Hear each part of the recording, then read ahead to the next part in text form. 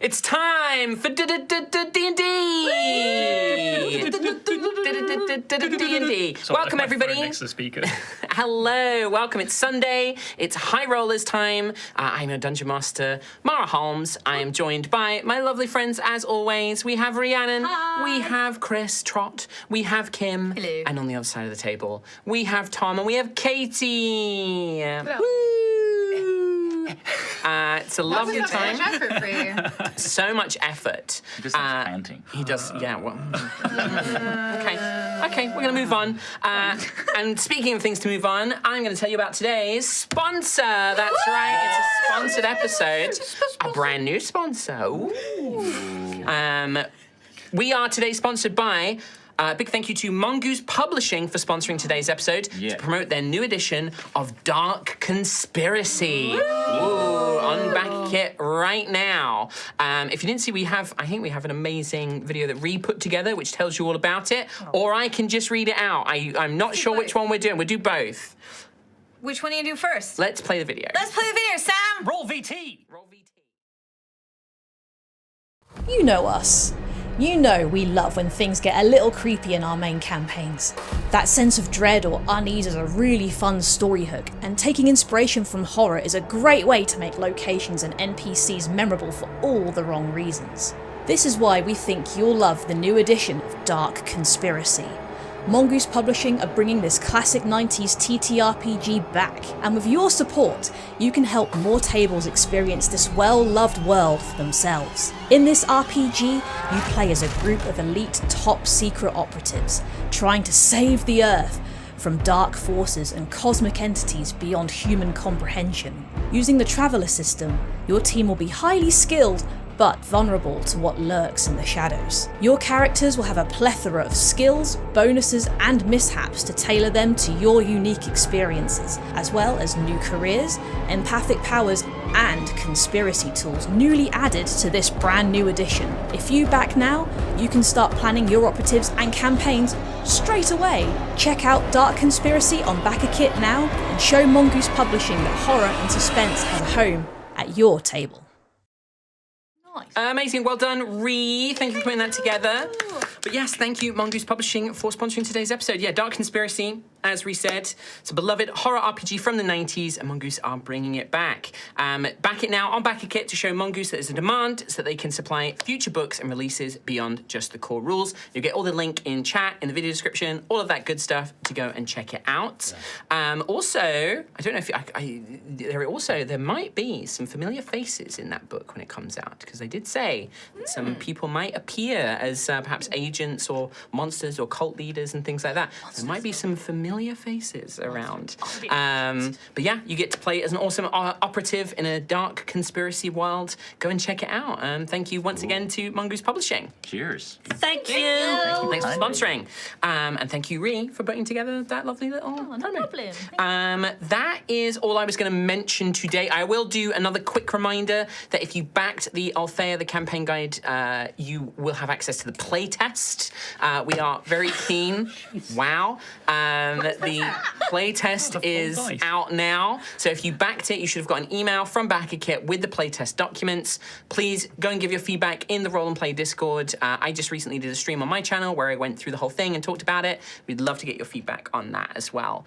And yeah, I can't think of anything else to mention for this week. You've said enough. I've said plenty. I'm doing my look around. I'm mainly looking at Kim and Kay. No, I think we're all good. Patron's cool. Good. Patron's good. Always love people supporting on the Patreon. Or if you have an Amazon Prime sub and you're not using it. It's a good shout. It's a good reminder. Twitch. It's a good reminder. Now's the time. We love it. You may have lapsed. You may have lapsed. You may have done. Also, don't forget to go and leave a lovely review on the podcast if you're a podcast listener as well. On Spotify, available where all good podcasts are found. And with that, let's run today's intro and start today's episode of High Rollers. Wow.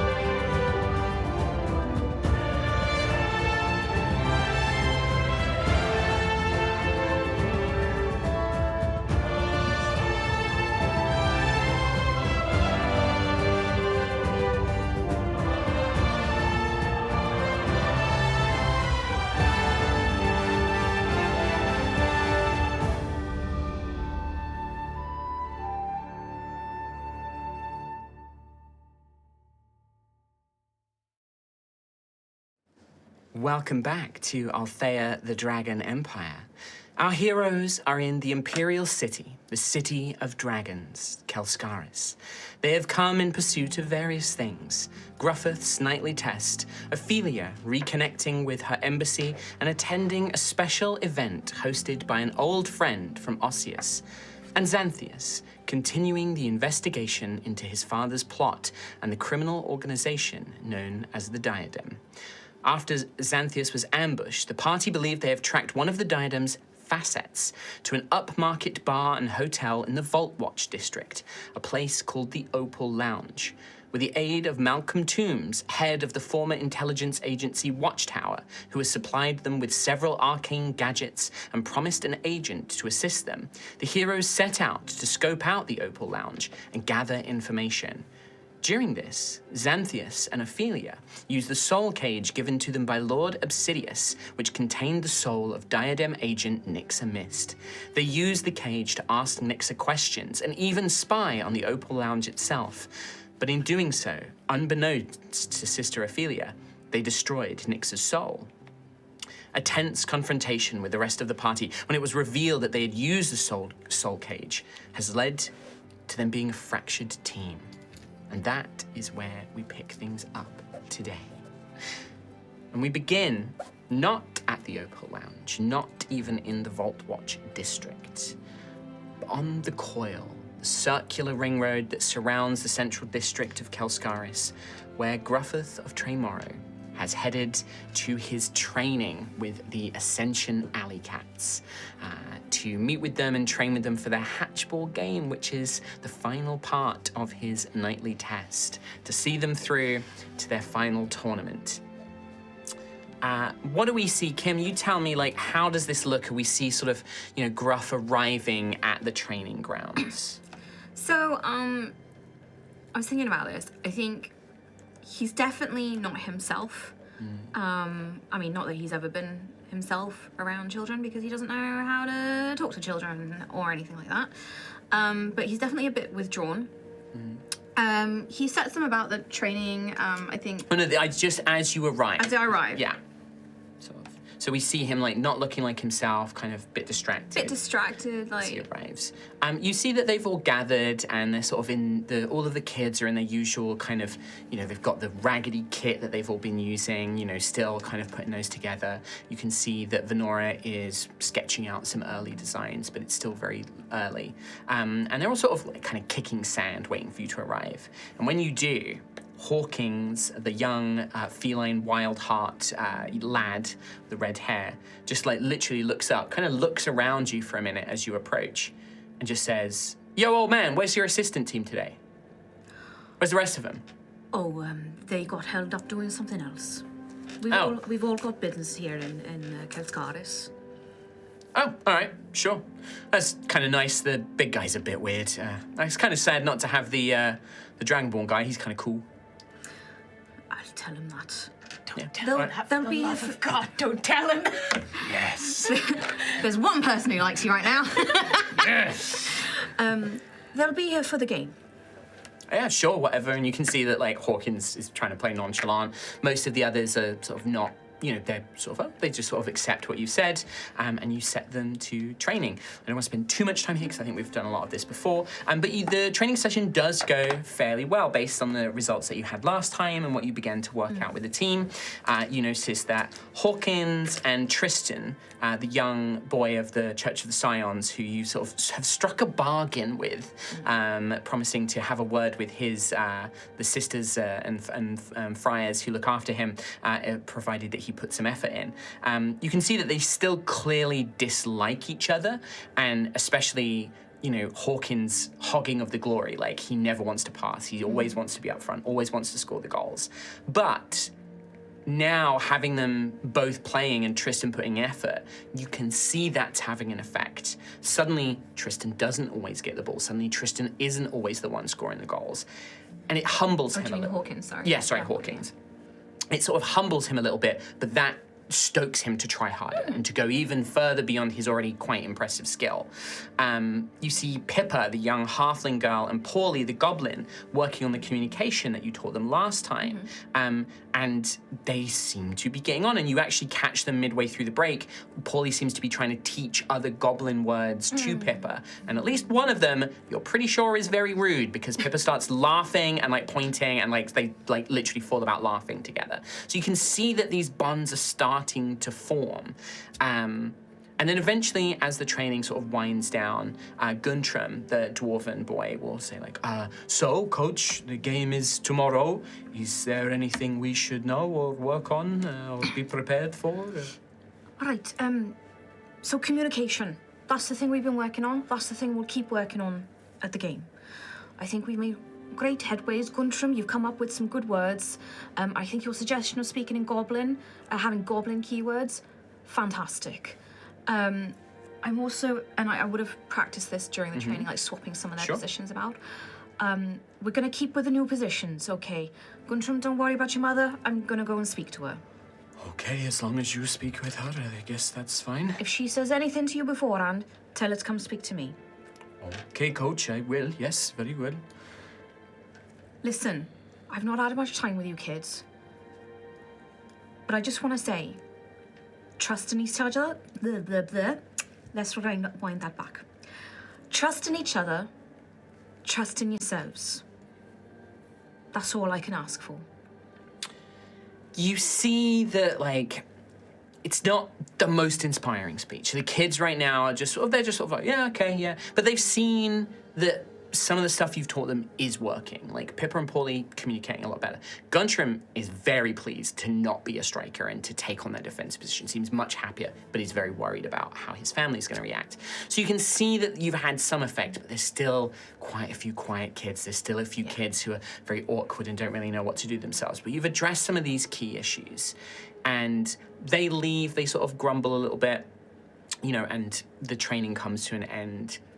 How well things will do, we'll have to wait and see. I think that kind of works though, because like Gruff's heart is not in it with this session, and like if this impacts the game, it impacts the game, right? You know, and I've been. Well, no, we're not going to roll anything. I think like this is very much going to come down to the decisions that you make, and then you know I think this first game we'll see how it all goes and plays out. Oh, he absolutely would have gotten oranges for everyone as well. You know? Of course, the the usual. Yeah, the usual.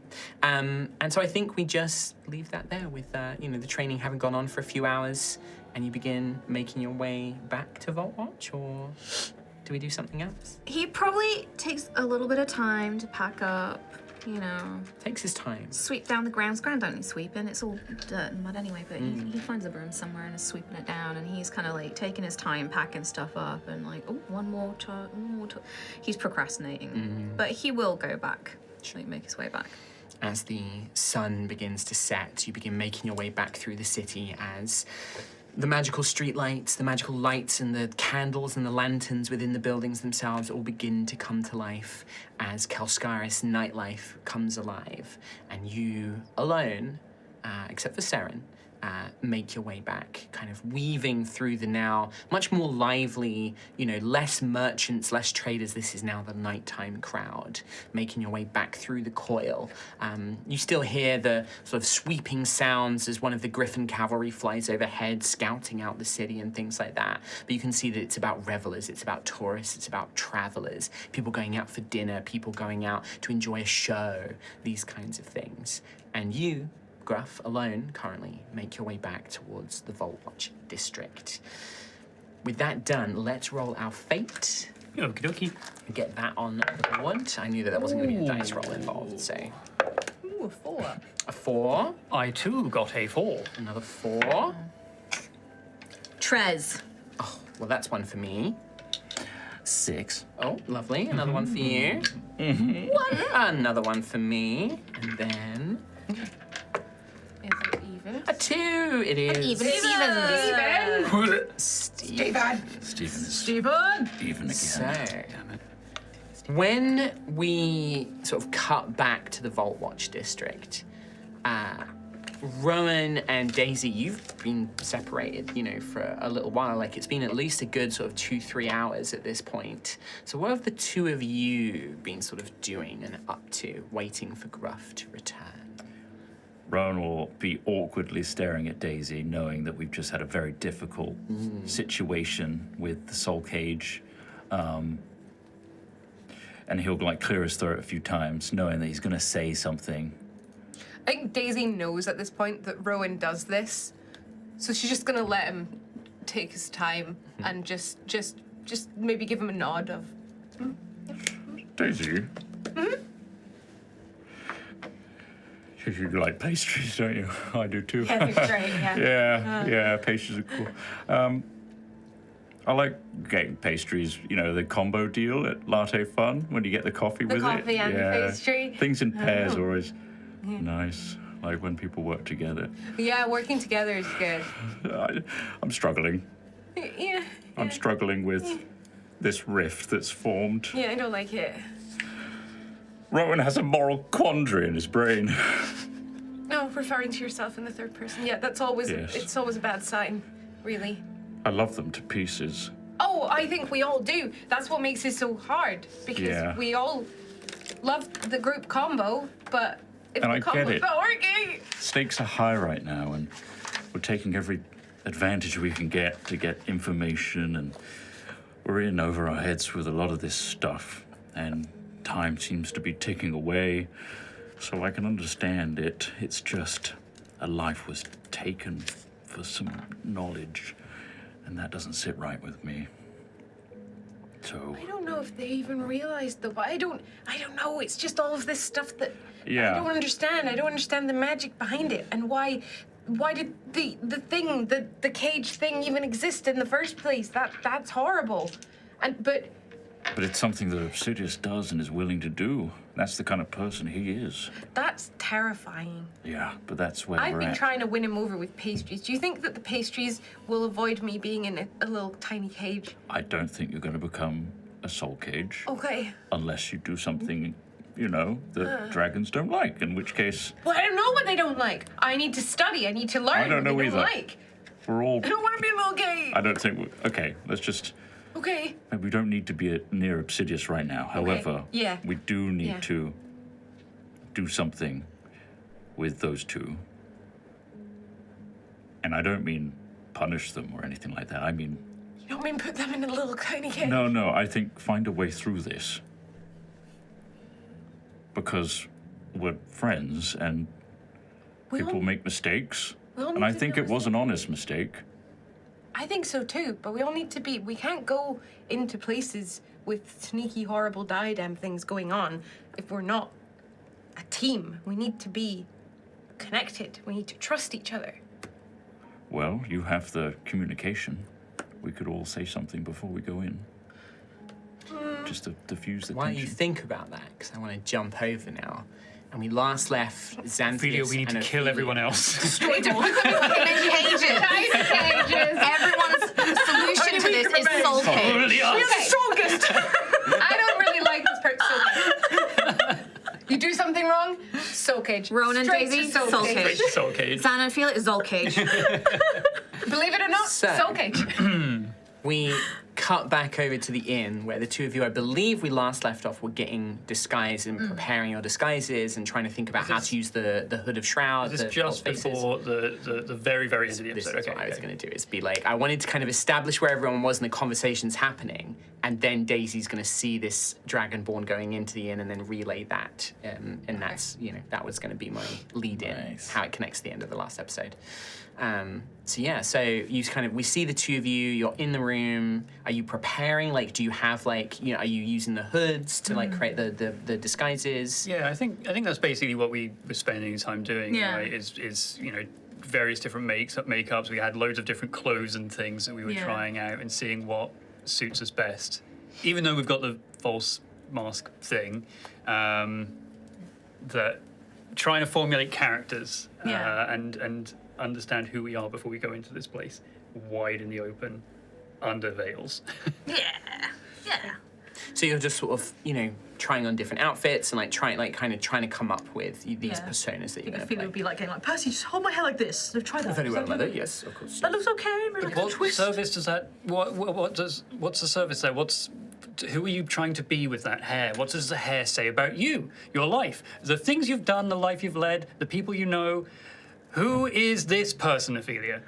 I'm thinking, okay, hear me out. I like the name Kira. Kira. Okay. And Kira is. Kira likes dancing. Does she? Yes. Very nice. Loves a dance. And where does Kira live? I like the Burnbright district. Burnbright district. Yes. And your favourite place to shop in the Burnbright district is, of course. Carnation House. Oh, I love Carnation House. okay. Very good. Well, Kira, lovely to meet you. Now I'm thinking Bantheus. I like Banthy. Maybe keep the ban bit. Banbury. And Bree from the Burnbright district. And I like to shop at the Carnation House. I'm struggling here, Ophelia. Yes.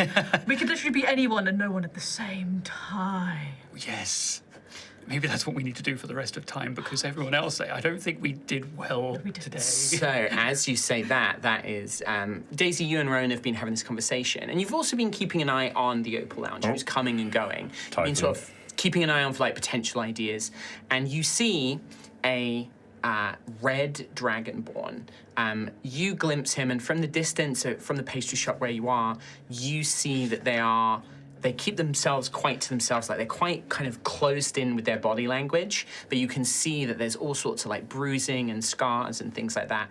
They're wearing heavy gloves, quite covered up all over their body, and yeah, just and look quite tormented. And they sort of look around and make their way. They go up to the guards at the Opal Lounge, they exchange a few words, and then are let inside. They certainly don't look like the other clientele that's been coming and going. They certainly look a little bit rougher, a bit more, definitely not quite as upmarket. Although they're wearing gloves, you can see that they have 3 rings on the outside of those gloves as well.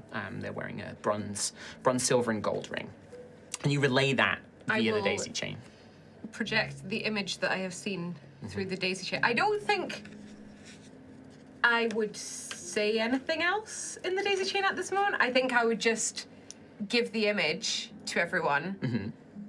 But I don't think Daisy knows what. You're probably doing that anyway, just. I think that's what I said at the end of it. You've been sending images of but I people don't coming think and going. she would sort of engage in conversation in the chain. Through the daisy chain, you would hear from me, "Oh shit, that's my best friend." That's the one. That's what you hear. It's a red dragonborn. I'm here.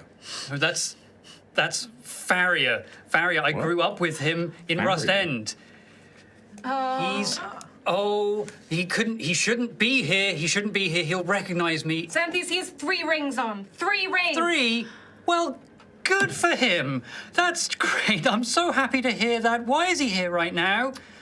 Gruff, this is probably the point that you're coming back to the inn where you'd had this conversation, Kyoshan's.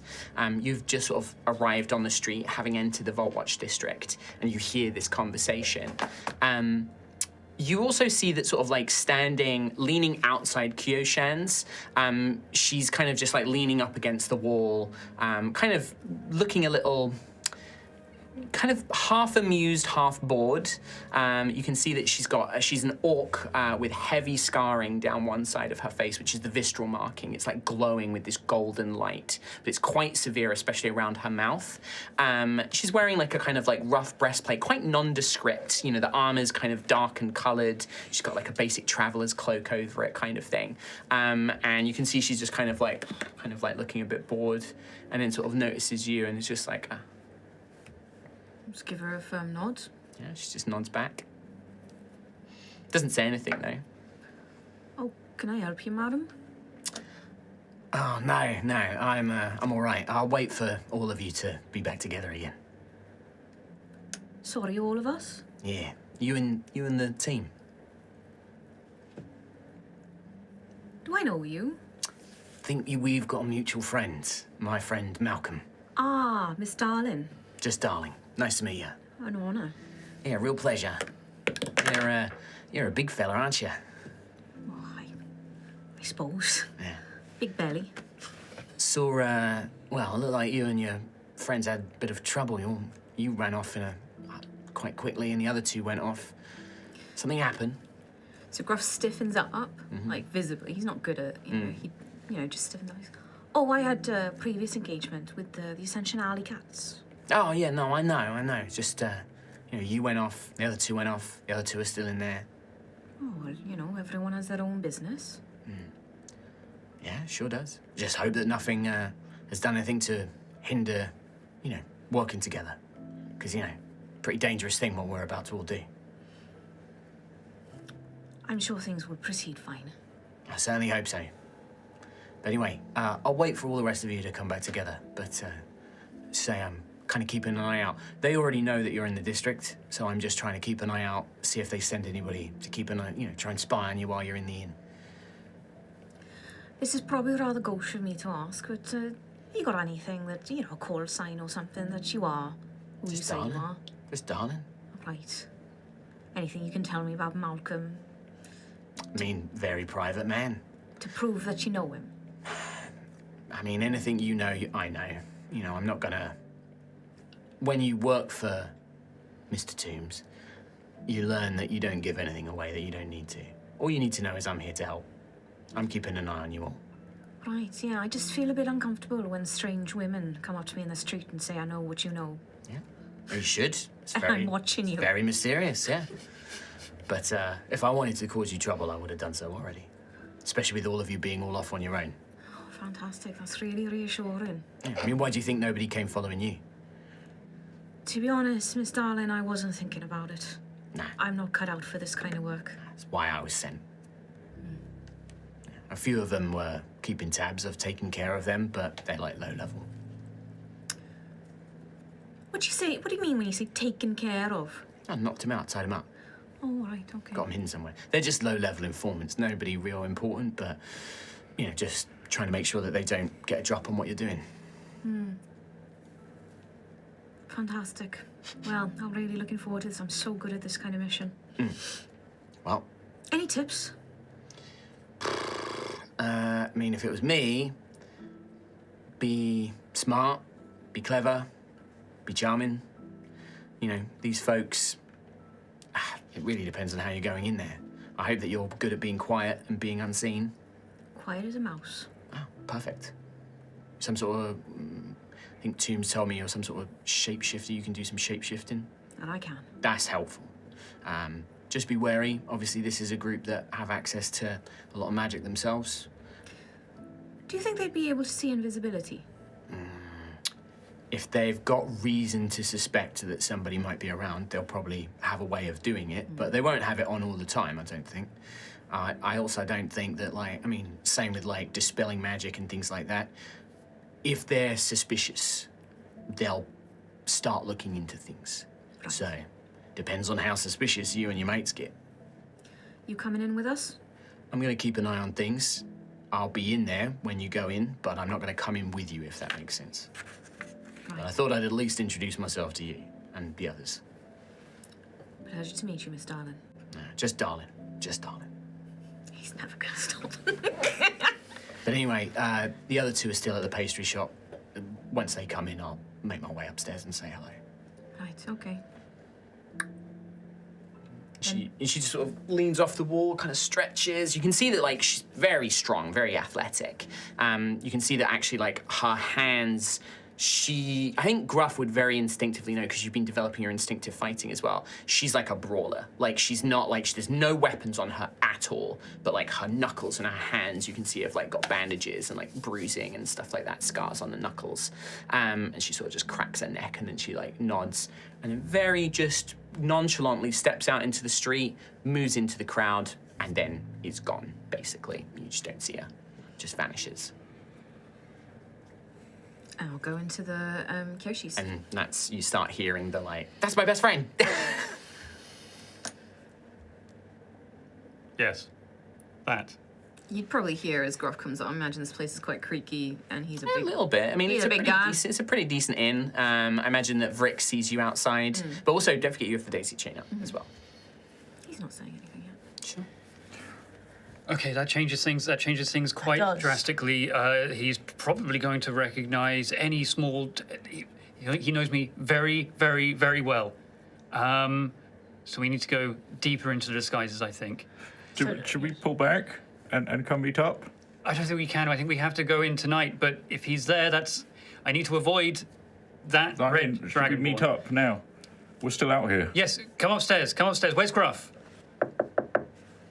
Uh-oh, they're on me. Barrier! Did you say that out loud? Or is that in the That's daisy in the chain? daisy chain. Guys, we're in trouble. We need to get back, Daisy, right Under the now. bed. Percy, quick. Xanthia's Ophelia let me in. They sound like Gruff. What do I do? Mick. Gruff, are you at the door? Come I in, think Gruff. it's Gruff, Xanthias. Just let Gruff in. Gruff? Yes, Xanthias. It is Gruff. Thank you, Vrix. I would not have allowed someone else to approach. That's very true. I'm going to say to Rowan, not in the daisy chain. Maybe we'll give them a minute. Good idea. Because, I feel like maybe Gruff needed a bit of time. Maybe he wants to have a little chat. I don't know. Yeah, we'd just be we in can the walk way. slowly Yeah. back. Maybe we can get them all a hot chocolate. That's a great idea. Yeah, marshmallows. Maybe that'll bring us all together. Take a few minutes to get some hot drinks. We'll go and round the block. Slowly make your way. You want to spend more time in the plaza where the No. Opal Lounge is? No. No, we're No? gonna drift Oh, okay. away from the Oh, lounge okay. Sure. No. so that we're not spotted. Okay. Good to know. No, we don't want to spend loads of time. No? Oh, okay. No. Or in that case, yeah, the Gruff you enter, Brixton's. Well, it's a slight door open. Hello, Gruff. How is training? It was what it was. Do you want to come in or? Yes, I do. Okay. Closed door, unlatch. And then when you open it, there's clothes everywhere. Whoa, by the saints and scions. The Xbox makeup thing is like out, stuff Stuff's spilled everywhere. everywhere. yeah. None of it's put back properly either. No. I leave my Xbox with you for 1 hour. I will remain out here and keep watch. We've been working on our characters and our personalities and who we are, what we do, when we do it, why we do it, who we do it with. Are you guys in outfits now, or kind of Yeah, half? like bits and pieces. Yeah, Yeah. I think I'm set. I think green. I'm trying green. Green's good. As per Green's Rowan's good, right? suggestion. Green. Good, yeah. Is it okay? Okay. But yes, I don't know. Did you hear that? The Red Dragonborn. That's bad news. Really bad news. There was a Red Dragonborn. Went into the place. Gruff. I heard. Oh, you heard. Okay. Oh, so you heard me. Yeah, that's bad. That's But you're going to be in disguise. I'm not good at voices, both in game and out of game. Does it not change voices now? Don't believe the hood No, I does, don't no. think it does. It's Would there just be anything in earrings. the Xbox? Not to change a voice, no. No. Because Very mundane. It's only appearance. You press a button, it just punches you in the throat. Well, I mean, I could punch you in the throat. It'd be great. Gruff could throttle you. Yeah. But that's where we've been. So I mean, plan is going ahead, and don't need to trouble you any more than that, I suppose. So we, I brought you oranges thank you from the for training. the Sister Ophelia. oranges. Thank you. It's from the training. Where is my orange? There you go. I didn't think about you, Briggs. That's gone instantly. The kids said they missed you. Gruff says it's looking at Xanthias Why do you look so disgusted? and then immediately pivots to all of you. Did it go well? The training? Did they learn a lot? Teach them It went how fine. life do? It went fine, but to be honest, I wasn't very inspiring, and I don't know. I didn't do a good job today. I don't think they trust me. Do you want to just in the corner over here? Maybe let's just close this curtain real quick. What do we do? I think Gruff needs a lot of love and support right now. I think we need to give him love and support. Okay, Yes. but we're the problem. Please tell me. Oh the yes, person yes, here absolutely. We are the involved problem, this. but we yes. Oh, yeah, 100%. Oh yeah, 100%. Here's everything. I'm sure you did a Behind the fantastic curtain. job, Gruff. Oh, I love that. That was great. I don't doubt that you did anything wrong. I'm sure it all went fine. Well, they're working together better, but See, that's some positives. Great when people. I'm not going to say that. Carry on. Gruff. I just think they don't particularly know how to work with each other yet. How to rely on each other. Right. Is this an allegory?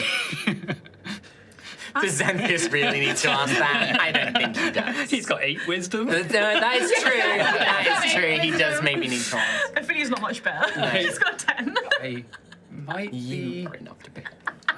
You well read.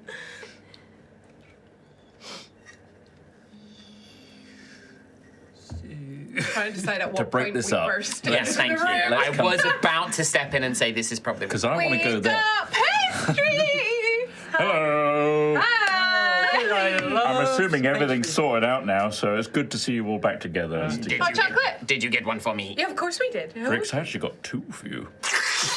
Oh, okay, every time. Like the entire cup, like, lock. crushes. Yeah, in the mandibles, and then it just downs. She just downs it, and what? Chocolate! It is hot.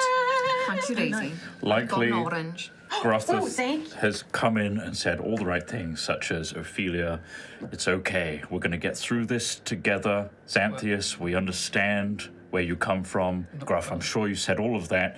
And that, Ophelia, you weren't to know. It's okay. Right. And together we need to be strong. And what do you think we said in that scenario? That you were like agreeable, but also sheepish, knowing that you had made a mistake. Yeah. That you unwillingly lost a soul, but you weren't to know. You weren't to know, and that's the important thing, right, Gruff? I did hear them say behind the curtain that they believed that they were the problem, yes. Behind a curtain. Why did you go behind? Okay, Didn't know. Okay. So we're all good now, right? we're fine. I'm just gonna Gruff has sorted shove it a out? pastry in Xanthius's face. I'll do the exact same. Rest tray. It doesn't combine with the orange very well. Oh. You had an orange? I don't know. Gruff has orange. The orange and chocolate you. was delicious. Was it? A good Too combination. sweet. It's too sweet. What are you talking about? It's never too Sugar. sweet. Sugar is good. All right, now that we've got that out of the way, I might have eaten too many pastries. I have a lot of sugar. My sister Well, might no, have. we are straight past that now. tell us about Farrier then. Oh, what a roller coaster. Okay, what are roller coasters? He looks a bit beaten up, I will say. Sorry? He looks a bit. He's not looking great. He's got bruises and stuff.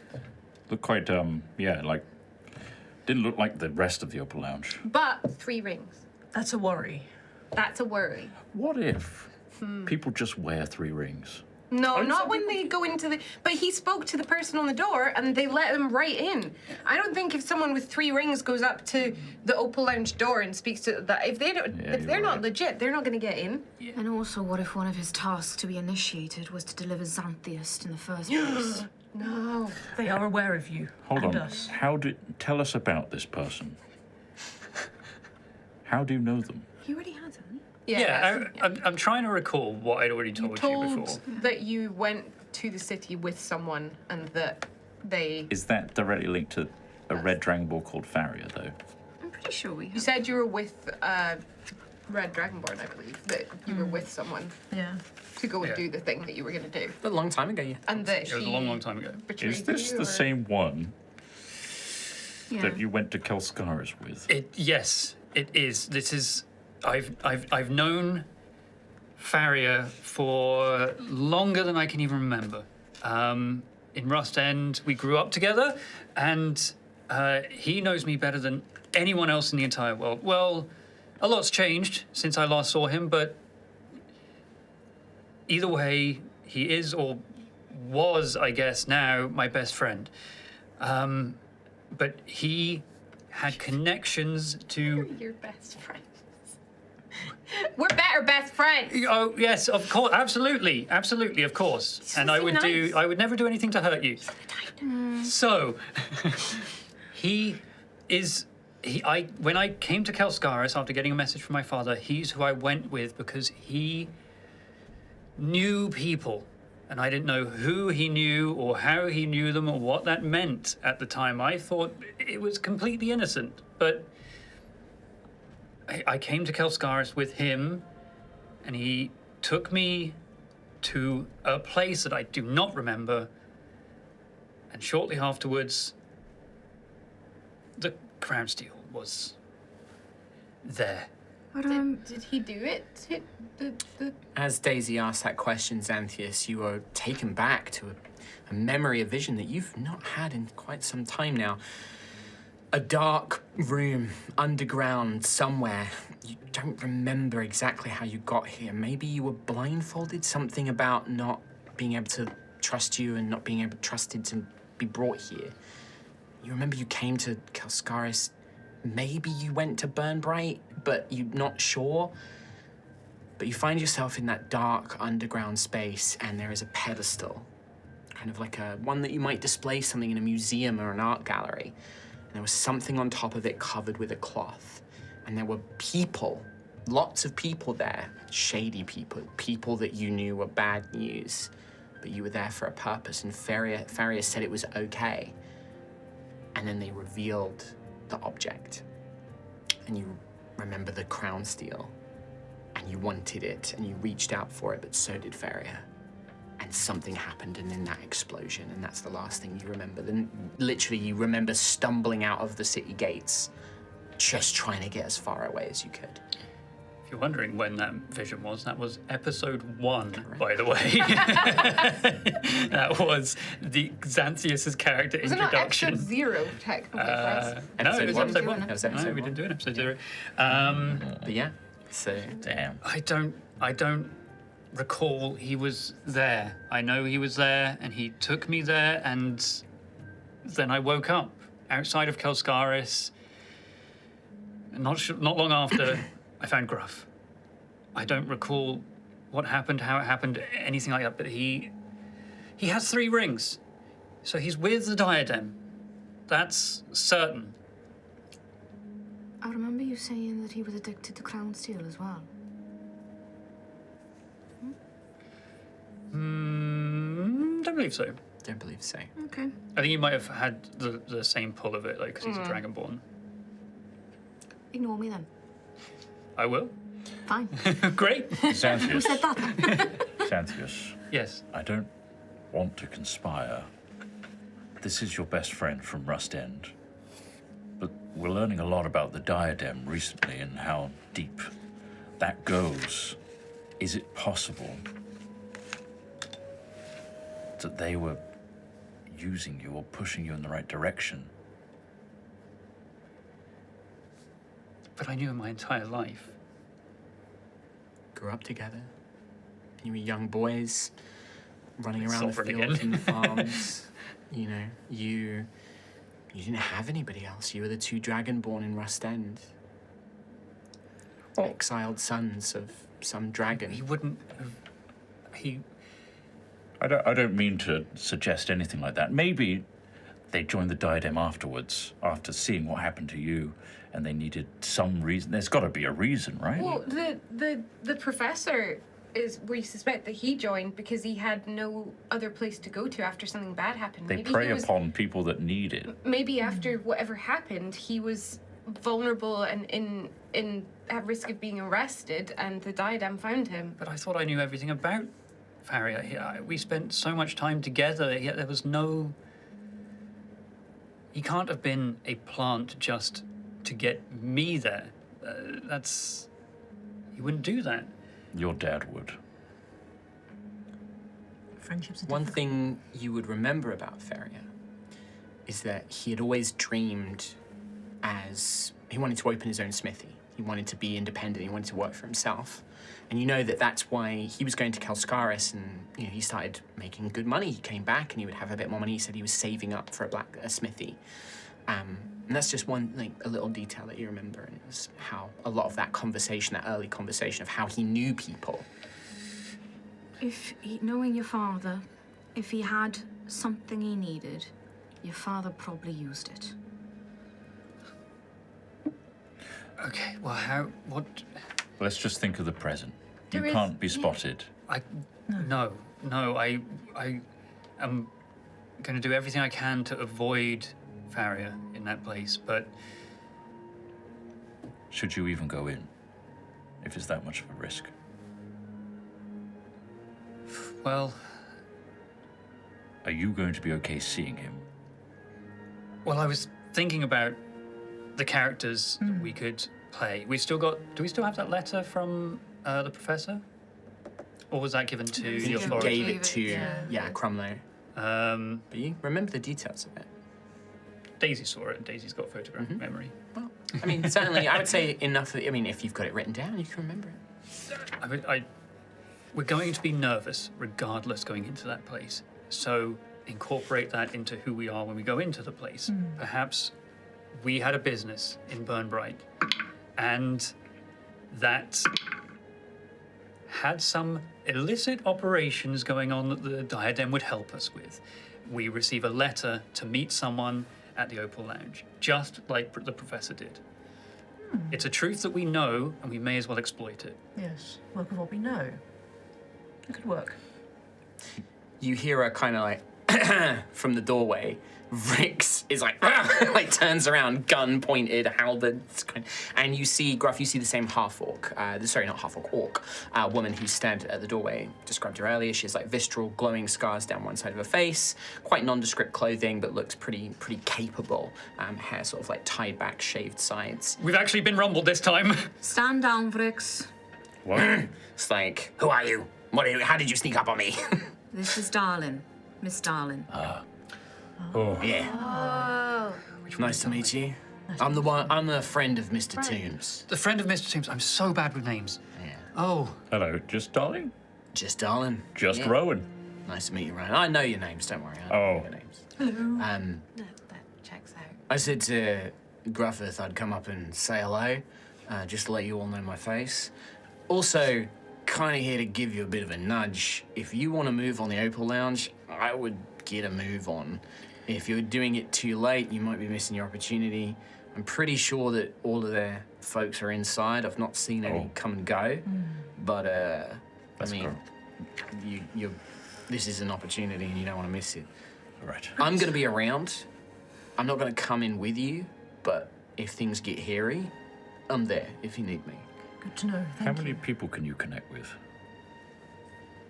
Just us? I think it's just you I guys. think it's just the group. Darn.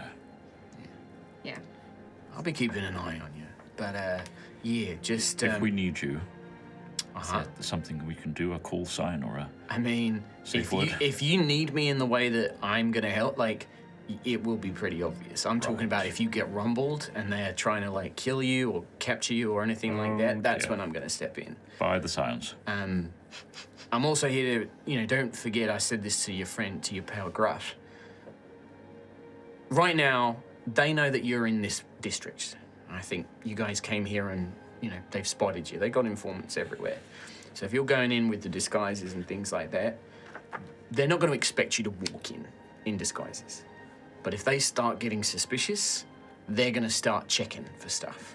And they know how to do it well and do it, on the down low. So as much as you can, avoid raising suspicion. Try and find what you need. I would expect this place to have all sorts of tricks and traps and secret doors and all that kind of business. I'm drinking an invisibility potion. Is that gonna just be... I said to your friend Gruff, I mean, I don't think they're going to be actively seeking invisibility all the time. No, only pretty super strong mages can really do that. What I would say, though, is if they think that something fishy's going on, they're going to have people in there with potions or scrolls or something like that, and they'll start looking for invisible things. They'll start looking and checking for anything that looks out of place.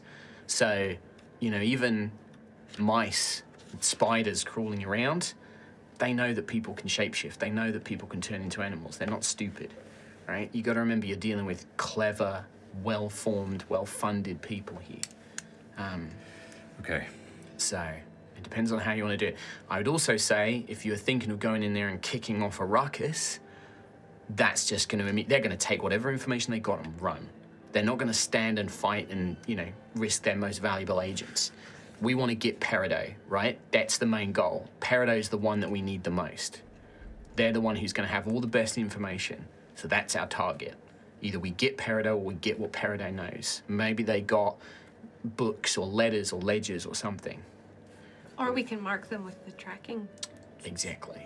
Perfume. Get as much as whatever you can. They're our target. I mean, I don't know what other business you guys have got here, but Watchtower, we want the facets. And we want to know where the other facets are. We want to know what kind of business they're engaged in. That's what we want to learn. Well, All right? these two will be attempting the talking side of things, and I think we've spent too much time with the plan that it's us two, so I think it has to be us two. Yes. How am I? What am I doing? I well, was going to stay outside, but if You're turning you into a want me mouse. I can't do that. You're right, that's Gruff. I'm all mixed I up. can use one of the invisibility potions and then I have sneak. another. I was going to use it as a potential if we're in there too long, but I feel like if we're in there for an hour, that's too long anyway. So maybe you do drink it, and we both just stay quiet and look for whatever we can. Who has the spectacles? One of you two could wear it as part of your attire. I divvy that stuff up now before you get in there. Make sure you know who's got what. Make sure you know how to use it. Yes. Whatever spells or magic powers and stuff you got, make sure you got those locked You and have ready to go. a sneaky-ish spell, don't you, Gruff, that helps us to be sneaky? Not today. Oh. Woohoo. Also, Pass Without a Trace is a funny one. I know it gives a flat bonus to stealth, but it is kind of the description of the spell is all about hiding tracks and things like that. So it's like, it's one of those annoying things where it's just like, well, would it help you in this scenario? Oh, Kind stop of. us from Well, for the creaking invisibles. floorboards, Yeah, I probably like, would give it for that stuff kind of like stuff. that. Yeah, it's also You don't now- leave any evidence of your passing as Yeah, well. it's So it's like you definitely don't like an scuff up the carpets It's and now an stuff. aura Yes, spell an as aura. well. And, it's and you not- have to stay close to Gruff for it to be in effect. So what's here is so the plan is Gruff Mouse. Yes. Yeah. In Ophelia's pocket, getting in, I Okay. believe. And then we're going to drink invisibility potions, sneak in behind these two. Okay. And then I'm going to find a way leave to you hide. guys to finish up your final plan. I'm going to basically go and start keeping an eye out, make sure there's nobody coming and going that we don't want. Keeping an eye out for anybody coming out the back or anything like that. And I'll leave you to it, like I said. I'll be watching. If you need my help, I'm around. You probably won't see or recognize me, but I'm there. So just keep an eye out, all right? Thank you. Maybe leave the big bug outside. Yeah, we will. Thank you. Briggs, can you take care of our belongings that are here? Maybe secure. That is what you wish? You wish me to remain here? I think that might be best, because we've all been seen with you, and you're very recognizable. It is true. I am glorious. But we're going to be leaving a lot of important belongings here, like my scarf, because I don't want to get it caught or anything while I'm invisible. I am under your retainer, friend Rowan. If you wish to pay me to remain here and look after scarves, so be it. And my Xbox. Very well. You can use it if you like. This will be our main. Whoa, whoa. Starts going up. I'm She never gets gonna like get a a little chance to blush. use it. Puts it on her cheek. There's like Oh, a that little looks rosy quite- cheek on the carapace. Nice colour. Very Yes. good. I like the shift. And I have tone. seen many women's and men's wearing such here in the city. It suits you. It looks lovely. Does the other cheek. Rowan, if we I am get beautiful. You into have a talent. Thank you. if we get into any trouble, I can also if our invisibility drops or we need to get out quick, then I can if you come to me, I can get us both Right. out. Maybe we should stay in my pairs cape. anyway, or stay nearby each other no matter what, so we always have someone to help us. So, Well, we'll be in contact. yes. And so Yes. So, my we'll question try. now. We'll try get to Peridot Yes. the normal way. I've got a quote unquote. story. Do we need a story? That shop that we run, a Yes. clothes shop. We know those. We were selling some stuff under the counter. You know, Okay. the usual bad people stuff, you know? Uh-huh. That Just like people weapons, use. things like that. Yes, and the guards suddenly started taking an interest, but all of a sudden the guards looked away. Why is that? And then we receive a letter to meet someone at the Opal Lounge. How curious. Oh, but we're so scared and confused, and we don't want our simple, innocent operation to go under, do we? No, of course not. Right, can I just check that you two remember what phrase it was that you needed to use? Yes, it was. Now, this is where Kira is going to say, I've got it written down. You're asking for a Peridot sling. Peridot sling. Yes, thank you. As in, Gruff. you're asking for it. I'd like a Peridot sling. I'd like a Peridot sling. Yes, I had written it down in my book somewhere. There's so many pages and there's tomes and spells and things. Yes. Thank you, Gruff.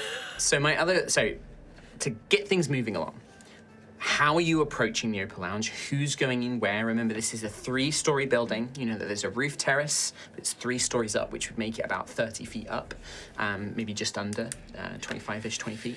It overlooks the plaza. You have the main entrance that goes in the front, which is where the guards and things are.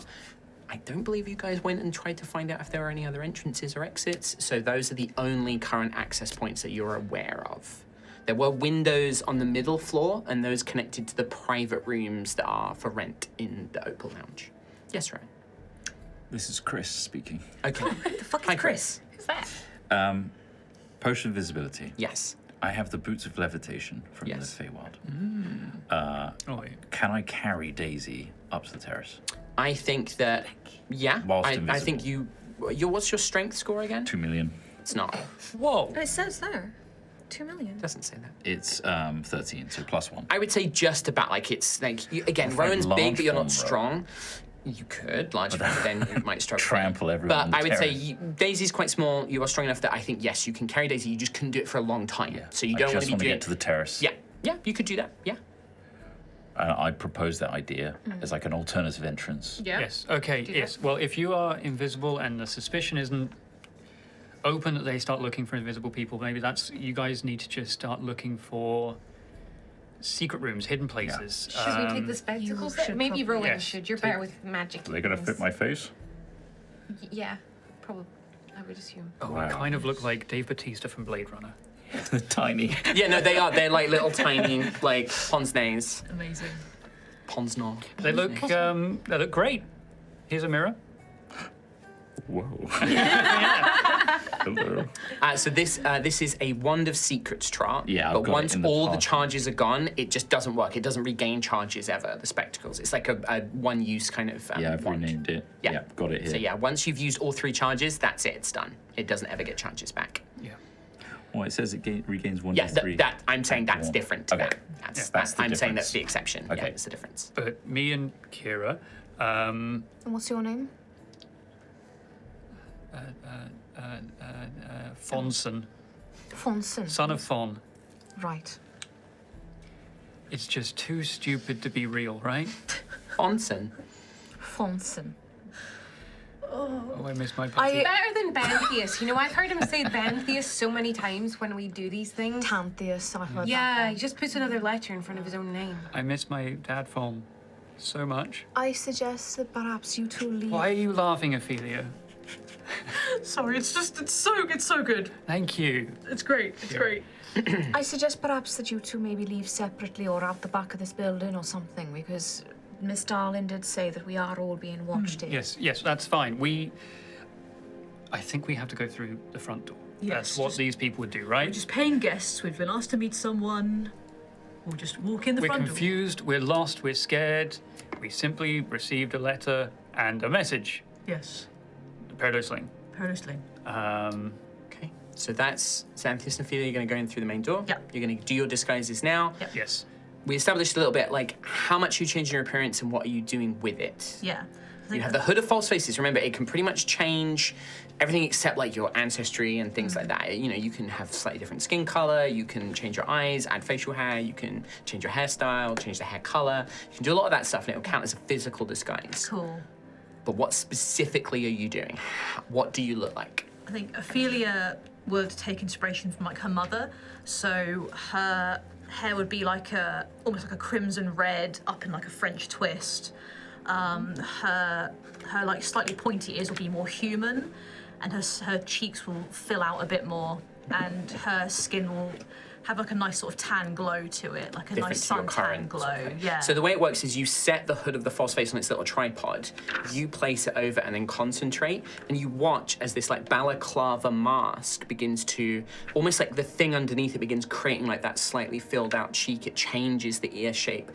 Hair begins to grow and sort of fill, and then you slip it over your head and pull it down, almost like a kind of like balaclava. And then as you pull it down, it tightens and basically becomes skin tight. And Ophelia now has a completely different face. She and her even like her arms, you see that it begins to like shift and change the skin color of her arms and things. And you were dressed in like gilt-eye, not super rich, but kind of what nice fine clothing. A nice dark green long dress with like a red sort of Calscaris shawl over her shoulders, kind of thing. Perfect. Okay. And then what about Xanthias? I think Xanthias is going to aim for a green dragonborn look. Still and humanoid. Still humanoid, Yeah. but many of the scales, like placement on Xanthias, will be almost slightly moved or even completely removed. Or even More in like on some the neck places. rather than around the eyes, Yeah, things like that. The crown is gone, the golden crown is gone, but it's replaced with his hair is longer, and there's like almost flowers that are sort of going through Yeah, there so I was as going to well. say, if you're going for a green dragonborn, then the horns, because you'd have to keep some horns because you're a dragonborn, but they become like more like antlers, because Yeah. green dragons have antler-like horns, and Yeah, so the dragonborn so has it's, the same thing. And then yeah, there's like flowers that almost kind of Yeah, kind of like woven curled in. around the top of the head with flowers interwoven into that as well. And in terms of like appearance, it's generally just like seeing the Diadem agents. It's just a little bit more nondescript, just like just a guy. Just a guy, probably like, because like Xanthias has quite fine features, so it's a bit of a stronger jaw, a bit Yeah. of a bigger nose, a bit of like the forehead filled out and things like that, and then the scale placements to kind of hide up some of those details. And you do the same thing, you kind of pull this over and you watch as like the golden tail becomes green, the skin changes, the placement. But yeah, Xanthias now looks like a completely different man. Like he just does not look like Xanthias anymore. I also pull off the glove. Okay. That is the crown steel under that, fighting against the disguise, or is it like? Well, I think the thing is what would probably happen is, because you're quite slim and trim, but obviously the crown steel corrupted arm is a bit thicker and broader than yours. So the shroud sort of matches that. So it actually makes your other arm a bit bigger and your chest a bit bigger. So it's almost like kind of wearing padding. Right. So you look a bit hencher now. Okay. Now How do I again, look? that will technically, it's like you're wearing almost like a prosthetic, Yeah, basically. So if somebody interacts with it, they might be like, oh, that doesn't quite feel right. Sure. But it looks the part, like you look like you've just got bigger arms and broader chest. Fanson. You said Fonson before. Did I? Fonson, yeah. I miss my dad fan. You really need to sort the name before you go in. Lock it in. You gotta lock Fanson. it. Fanson. Fanson. Fanson. Fanson. Right. Kira. Kira. Do you have Kira. second names? Roth. That sounds like Wrath. But it's Kira Roth. Roth. Kira Roth. Fanson. Son of Fan.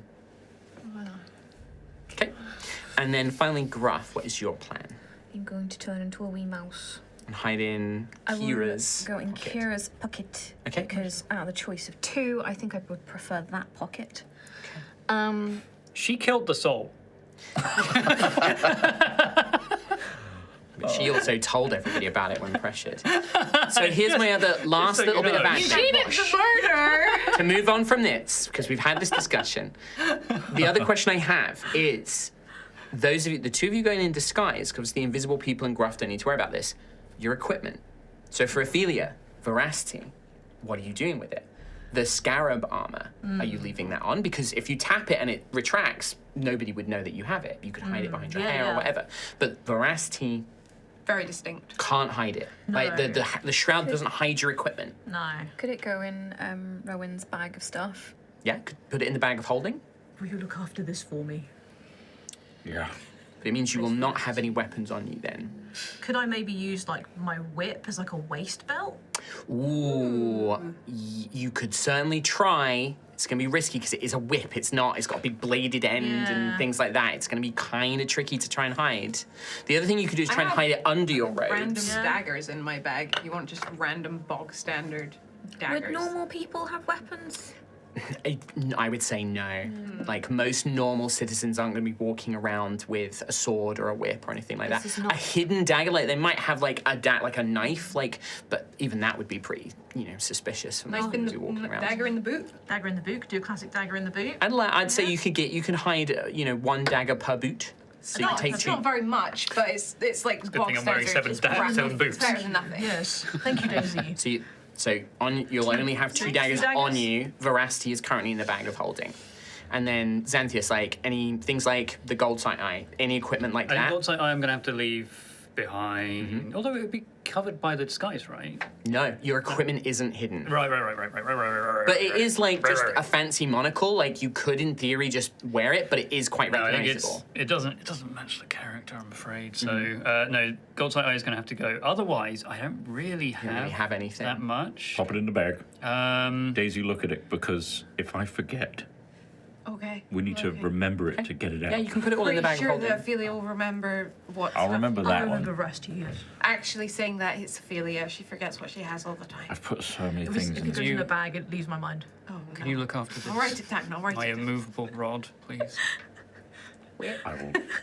Sword. Legendary sword. Legendary sword. Thing is, if you click that in the bag, that's the end time. Tear a seam in the fabric. Well, we roll to see what happens.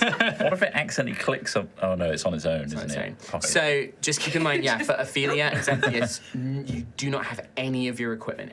We'll assume everything is in the bag of holding that you are not specifically carrying right My now. living scarab armor deactivated. And then the two dagger in daggers. each boot. And that's pretty much That's everything. it. Ophelia also has fucking A and fucking B, and by that I mean left fang, right fang. Yeah. Okay. Oh, I Right. And So, with that,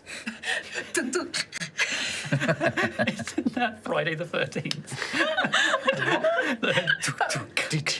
Yeah. amazing. That's where it comes from. So, with that, do you drink the invisibility potions now? It's an hour, Yeah. so You're only like long's- you're like 5 minutes away from the Yeah, I think so, because I think leaving the place yeah, is better that's to my have it. question. Yeah, this was my question. So these two strangers exit, a mouse I do not hidden know in you. one's pocket, and then two unseen, invisible people follow shortly after. I need it remedied in my head.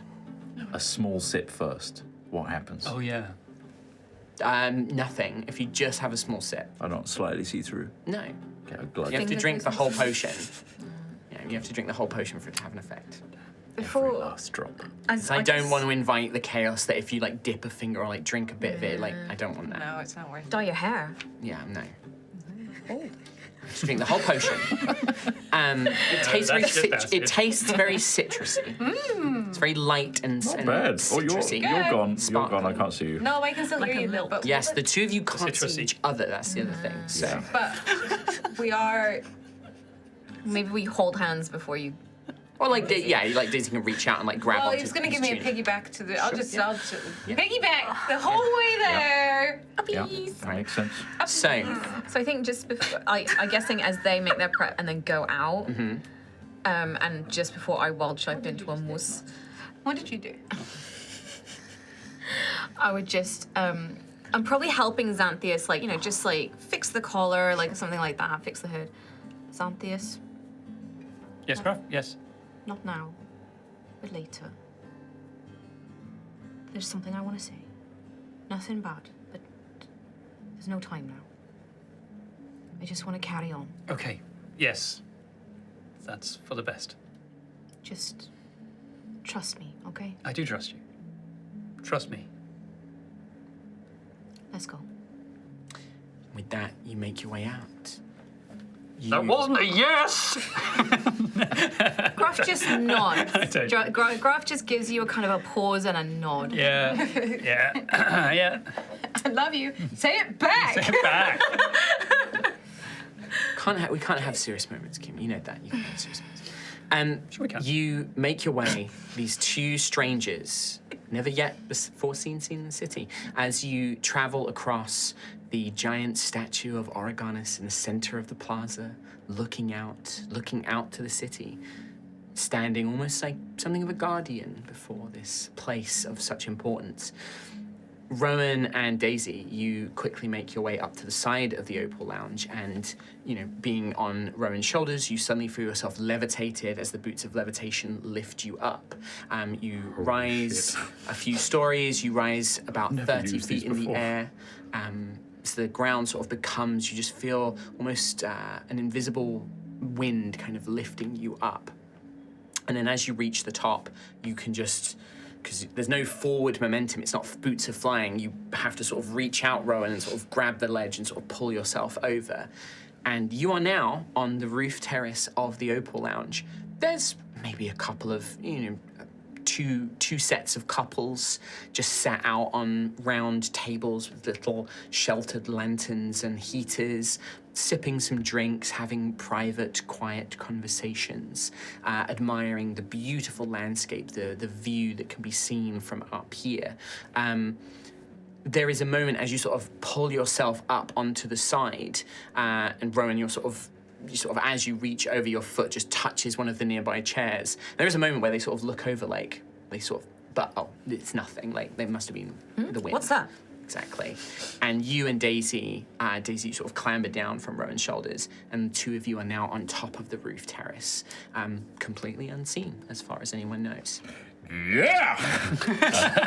I say in the channel. In the Daisy chain, I was just saying, remember, keep us updated. Tell us where you are. Keep us posted. We're on the roof now. Meanwhile, down below, Xanthias and Ophelia, you walk up to the Opal Lounge, this beautiful, very stylish, quite subdued entryway, and there is a well-dressed, very well-equipped, good armor, good weapon, a heavy kind of mace club at their side.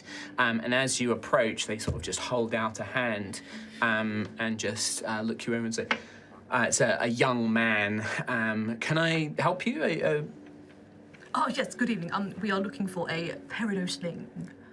You want to come into the club? Yes, please. Oh, Good he sort evening. of looks you over, and just sort of is just like, yeah, very well, yes, come on in. Oh, okay. Drink orders you do at the bar, miss. Oh, sorry, this is our first time here. So Yes, we do you work? You work here? Yes, at this. Yes? You seem quite nervous. Are you all right? Well, we received a letter, and we. I think that's probably best you go down and you just, go down and have a drink. Right. Yes. Okay. Okay, Yes. right, Okay. thank you. Thank you for your time. Okay. This way. You step down in, and it kind of brave, leads man. down. You step a few stairs down and you make your way into a very opulent-looking space. So... We have a map. We got it. we got a map.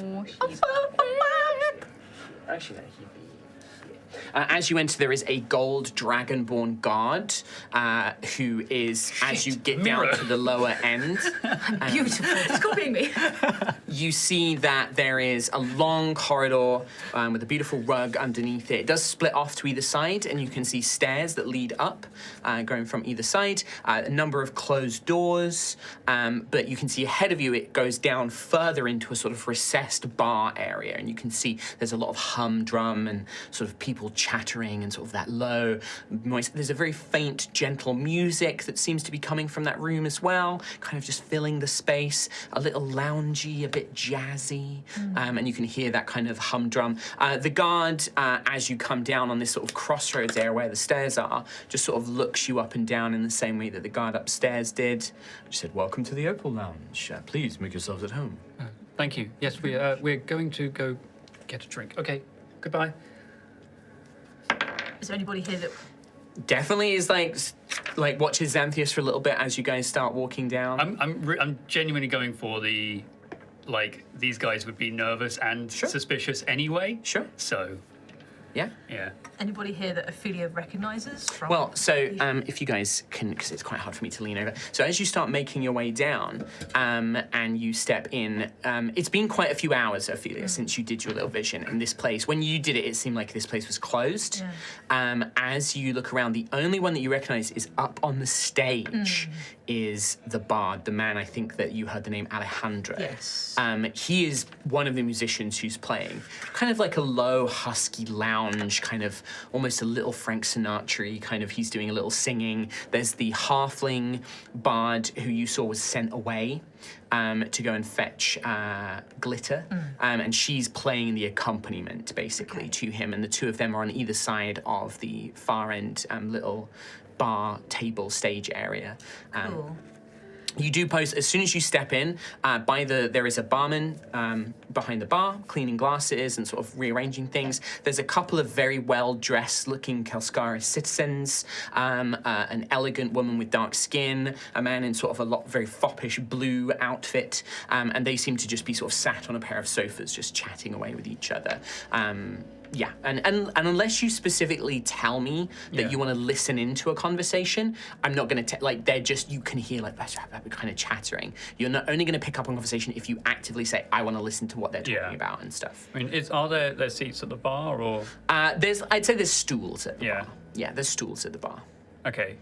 You can see that there are curtained doorways that seem to lead off from this room, left and right, and I feel that you saw them being used. But apart from that, you saw that there were maybe some bathrooms back the way that you came. There was a room that a lot of a smell, like a cooking smell, was coming from. But apart from that, you don't see any other entrances and exits here. Let's take a seat at the bar. Let's just take a seat at the bar as we were told to do. I've just realised. No, that's not. Sorry. Sorry. I've forgotten your name already. Don't order any drinks. Don't order any drinks. Don't order drinks. And this is mine thing. Oh, okay. In the brain. Do you have any money for drinks? I don't have any money. Because you gave it all away. Oh, I was well aware. This is why I was making a big point about equipment. Oh, no! You don't have a single gemstone? I gave my last one away. Oh, no! As Xanthias and Ophelia reach the bar, Ophelia patting the pockets of her dress, realizing what has happened. Daisy and Rowan upstairs. Oh, my God. That's through the daisy chain, so these two hear that. You're the fucking worst. You're actually the worst. You're actually the worst. Daisy, this is a crisis. Do we need to bring you money? I think we need to bring the money. Really? I have stuff. I have money. I have money. All right, we need to... Everyone has money except those two, and they were the ones going to the bar. I know, Ophelia had money. She gave it all away. She gave it away. I think They're at the bar now, right? They're Gruff at the has a bar. party fund, and Gruff's a mouse. Gruff's a mouse, so Yep. Gruff can't access Unless it. we pay with little tiny No. money. No. Mouse does not Mouse get doesn't to get access access its to equipment. It's little lumps of cheese. No. If Gruff gives you money, then Gruff is going to be full Gruff in the middle of the bar. Yeah. So- It just pops out. Because there's a lot going on. Jokes aside, I want to keep pressuring on. Yeah. So Rowan and Daisy are up on the roof. What are you guys doing? I have an idea. This is all happening at once. That's why I want to kind of keep jumping Yeah, between I the have an two. idea for you. Yes. Don't buy drinks. Try and get them with your charm. It's okay. We're not here for drinks. Ask if you can right? open a tab. We may okay. We Daisy. don't. We just don't want drinks. Open a tab. Open a tab. Okay. You and me, Daisy, I'm going to head towards the entrance of the terrace into the building now. Do you see that entrance there ahead of us? To the, I'm gonna to the go back with of the you. terrace. And then I'm going to go left, Okay. and then we're going to just find the closest room that we can step into that has nobody in it. Okay. Okay. So you go on. I'm just going to follow. Yeah. What room? So the two of you make your way to the sort of entrance to the terrace.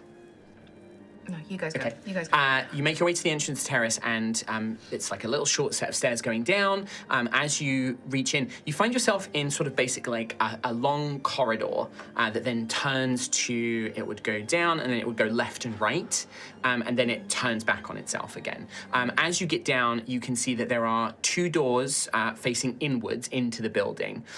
So as you kind of split down, you sort of come down in the middle, and then as the corridors go out to the sides, there are 2 rooms that seem to be connected there. And then as you reach the outer edges, there are rooms along there as well. In the thingy, should we try one of the outer rooms on the left? Yeah. And just start doing a perimeter?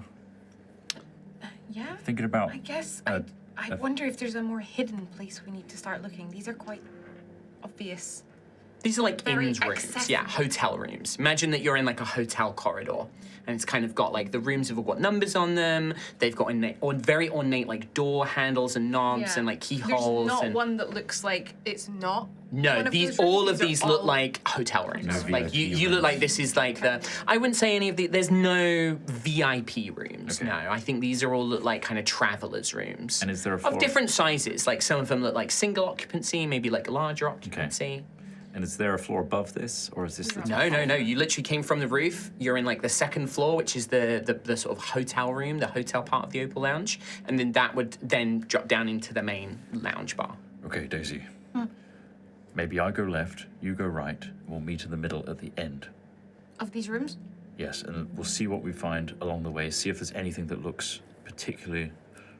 Is there like a bit in the middle that you can see? That is it like a No. balcony type, or is Yeah. it just corridor? Just corridor. Just corridor. Yeah. Okay. It's very much, and in fact, like Xanthias and Altheya, when you look like this, it's a solid ceiling, and it has this beautiful chandelier with glowing opals instead of lights and candles. But it is a solid ceiling, so there's no way to look down into. It's kind of imagine like one of those like basement cocktail-y like lounge bars. It's kind of got that vibe, and then you guys are in like the swanky hotel bit that you stay in above that. I look down. Are we on carpeted floor? I would say it's like rugged, yeah. Are my footprints embedding? There is an impression being left. You did not have Pass Without a Trace, so there is definitely evidence that you are moving through here. But it's not like obvious. Like somebody would have to like People properly. are up on the terrace. So Yeah. there could be people that have moved through. Should we just make our way through opposite ends, meet at the other side, and then make our way down if we don't see anything obvious? And to be clear, I'm not talking about tracks. I'm talking about like Rowan is invisible, stood on the carpet. So because you Like can see through imprints, himself, yeah. you can see like the two of you are leaving like That's an right, imprint yeah. slightly, yeah. But yeah, you can just basically make your way down, and it looks like it will just join back up and then probably head to the floor below, Yeah. basically. We're just ruling out like, oh, that looks like an interesting in-between thing. Sure. So- So are you actively searching for things as you go? I think pace our way down, searching, maybe. That's what Rowan will do. Yeah. Okay. So in that case, I would like. So are you just looking with your eyes, or are you touching the walls? Are you like searching for secret doors and things like that? Who had the spectacles? Rowan has I've got the specties. Mm-hmm. I've got 3 charges. And how long do the charges last once I activate It might one? be a one burst thing, and you just see. It's the Wand of Secrets is the base item. Yeah, I've got it here. 3 charges. Take a magic action to expend a charge and a secret door within 60 feet of me. Okay. So how just like a long? burst. Right. Yeah, how long? I would say that the corridor is probably 5, 10, 15, 20, 25, 30, 35, 40, 50, 55, 60, 65, 70. It's about 80 feet wide, the Right. corridor. Oh, but if you're in the middle, If you're in the middle, yeah. It's a 60 I will walk to the middle and then flash it, trying to keep like as wide a perspective on everything as possible. well, the wand Spin. points you towards it. Right? Well, in this, the Across. glasses would Glasses. outline it, Yeah, basically. yeah, yeah. Twist your neck towards it. I do an owl, break my neck. Okay, because you're not casting the spell, I'm going to say this doesn't break the invisibility. You're using the object. Oh, Oh God! Out briefly. You stand on the sort of long corridor where you guys are. You activate this, and it reveals secret doors and traps, right? Perhaps, yeah. Yeah. You do not see anything like that in this section. left corridor clear. Moving to the middle. Over and out. I think we need to go down. I think Yeah, they probably, yeah. If they had any secret offices and stuff, I think it'll be. I'll see you at the staircase in the middle of the back. Okay, so you guys are going to basically go through the hotel corridors and then meet up there. Yeah, I mean, Daisy, you can make a perception or an investigation check to search around if you would like. Keep in mind that with Rowan doing that and you doing that, it does take a bit of time. The guard that we walked past, he was blocking a corridor, wasn't he? He's stood at the kind of crossroads of a corridor, yes. 27 on perception. 27 perception. Looking around, as you're kind of looking around, you don't see anything out of place up here. These do just appear to be like travelers' rooms, like legitimate business travelers' rooms. You don't see like any secret in-between doors or like any secret panels or levers in this section. So the two of you eventually meet up and you find yourselves basically at two, but you don't see each other because as you've kind of gone, there's just two staircases leading down, which seem to join up to the floor below. So we go down the staircases first to meet up. Yeah. Okay. I'm going down the staircase. Cool, so as you do that, being invisible, Daisy and Rowan appear on these corners here as you enter the Opal Lounge, and you see well, you don't see each other because you're invisible, but you can see the same guard that Xanthias and Ophelia passed earlier stood at this crossroads in this lower section. Meanwhile, Ophelia, Xanthias, and Rowan. Right, Not so- Rowan, Gruff. Sister Kira. Yes, Gruff. You guys have moved up to the bar though, right? We've sat at the bar. Yeah, so I think like as you go to speak, Gruff, like the bartender is like, hey, how are you doing? How can I help hello. you? Welcome to the Opal Lounge. Hello. It's lovely here. Absolutely beautiful lounge. It's a wonderful place. Yes, we're looking to take a couple of drinks. Do you do tabs here? Kind of looks at you and kind of takes you in, looking at your appearance. And you guys did buy fine clothing. Give me a persuasion roll with advantage. Maybe fate? Oh yeah, fate please. You may absolutely spend a point of fate.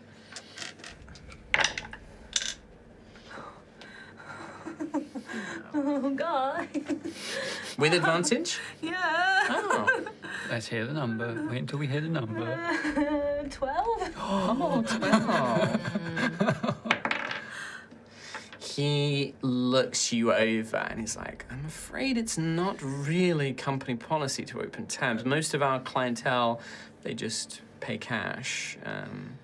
Oh, well, to be honest, I don't know if it's necessarily a drink that we're after.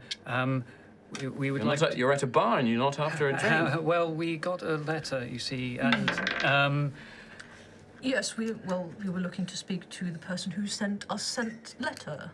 They asked us to meet us here. You're welcome to go and chat to any of our other clientele, of course. But if you don't want a drink, well, we don't. I'm just a barman, so... I guess we'll go to sit and enjoy the music then, I suppose. Yes, thank you. Thank you very much. Sorry for wasting your time. All right. Just ask for the sling. Well, I mean, Gruff says that as you finish that conversation, but what's the plan? Where do you go Just and one sit? more thing. Tell me, Sister Kira, was there a washroom on the way? You don't have to say Kira because you're in their head. I know, but he's gonna get into it. Okay, sure. I think there was a washroom. Yes, there was, Gruff. Right, take me there. Do you need wee? Take me to the washroom, Sister Kira. Okay, here, I'm just going to go powder my nose. I'll sit at this chair then and wait for you. Back in a minute. Okay. Are you going to sit at the bar or are you going to head up? There is a large table with chairs all around it. There is also these two having a conversation that you could sort of go and awkwardly sit next to them. Wherever there is a seat and I can just... You can kind Yeah. Listen. I'd say that actually is probably like kind of like a seat going along the side here as well. Yeah, you could just Then be listening to the Ophelia, music. You make your way back here. Do you go up to the guard? You don't actually know where the restrooms are, I don't think, but you look like they might be around this area. Oh, sorry, the restroom's just behind you. Just behind you. Ah, thank you. Daisy and Rowan, you would see Kira, Ophelia, basically making her way up around this Can way. I follow Kira into the washroom, please? So you quickly rush up before the door shuts? Before the door Okay, shuts. yeah. You step in, and then Daisy follows in behind you. What do you do, Rowan? In my head, I'm gonna say, Ophelia, I'm right behind you. Here, I'm gonna put some money in your pocket, okay? Okay, thank you. I will put like 50 gold into Ophelia's pocket, and then she doesn't need to be a problem. Okay. Okay, Rowan, what are you doing? Sounds like you've got that handled. I'm going to try this door on the right. This one here. Yeah. Well, the guard's not looking, so I'm going to wait Okay. for him to.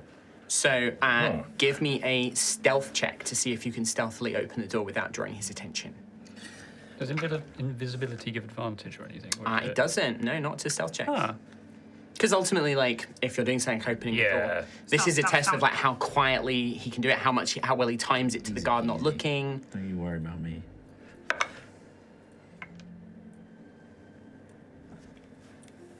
Well, I got an 11.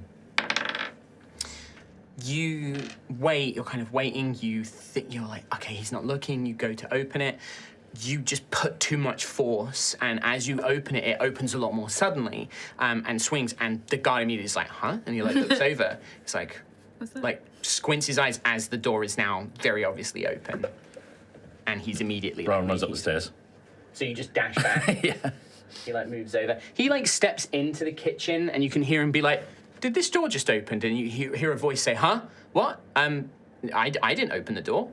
I'm busy working. What? Like I've got a bunch of orders to do. Come on, get out." And he's like, "No, did you? Somebody open this door?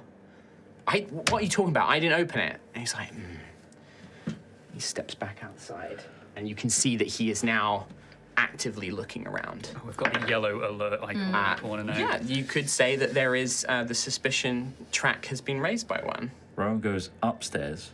Okay. And So goes, completely back up. and goes around and comes down the stairs on the other side. In that case, that's going to take you a while. We're going Yeah. to jump into everybody else, but this guard Just is to be safe. actively like looking around, like listening. So Daisy, you sort of, and this doesn't break invisibility, you kind of put some gold into Ophelia's pocket. You feel the gold kind of enter. What do you guys do now? I'm gonna wait for her to leave, so I don't want to open the door without her opening the door. So I'm gonna basically follow your lead. I'm gonna go and in my head I'm just telling in Gruff, okay, I'm gonna go listen into some conversations, I think, see if I can find anything word of mouth.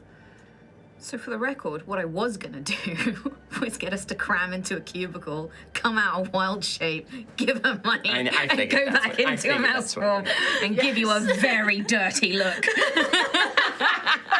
That would have been pretty hilarious. I had this Just Gruff image popping out and in being my like- head, like us just squished in the cubicle, like.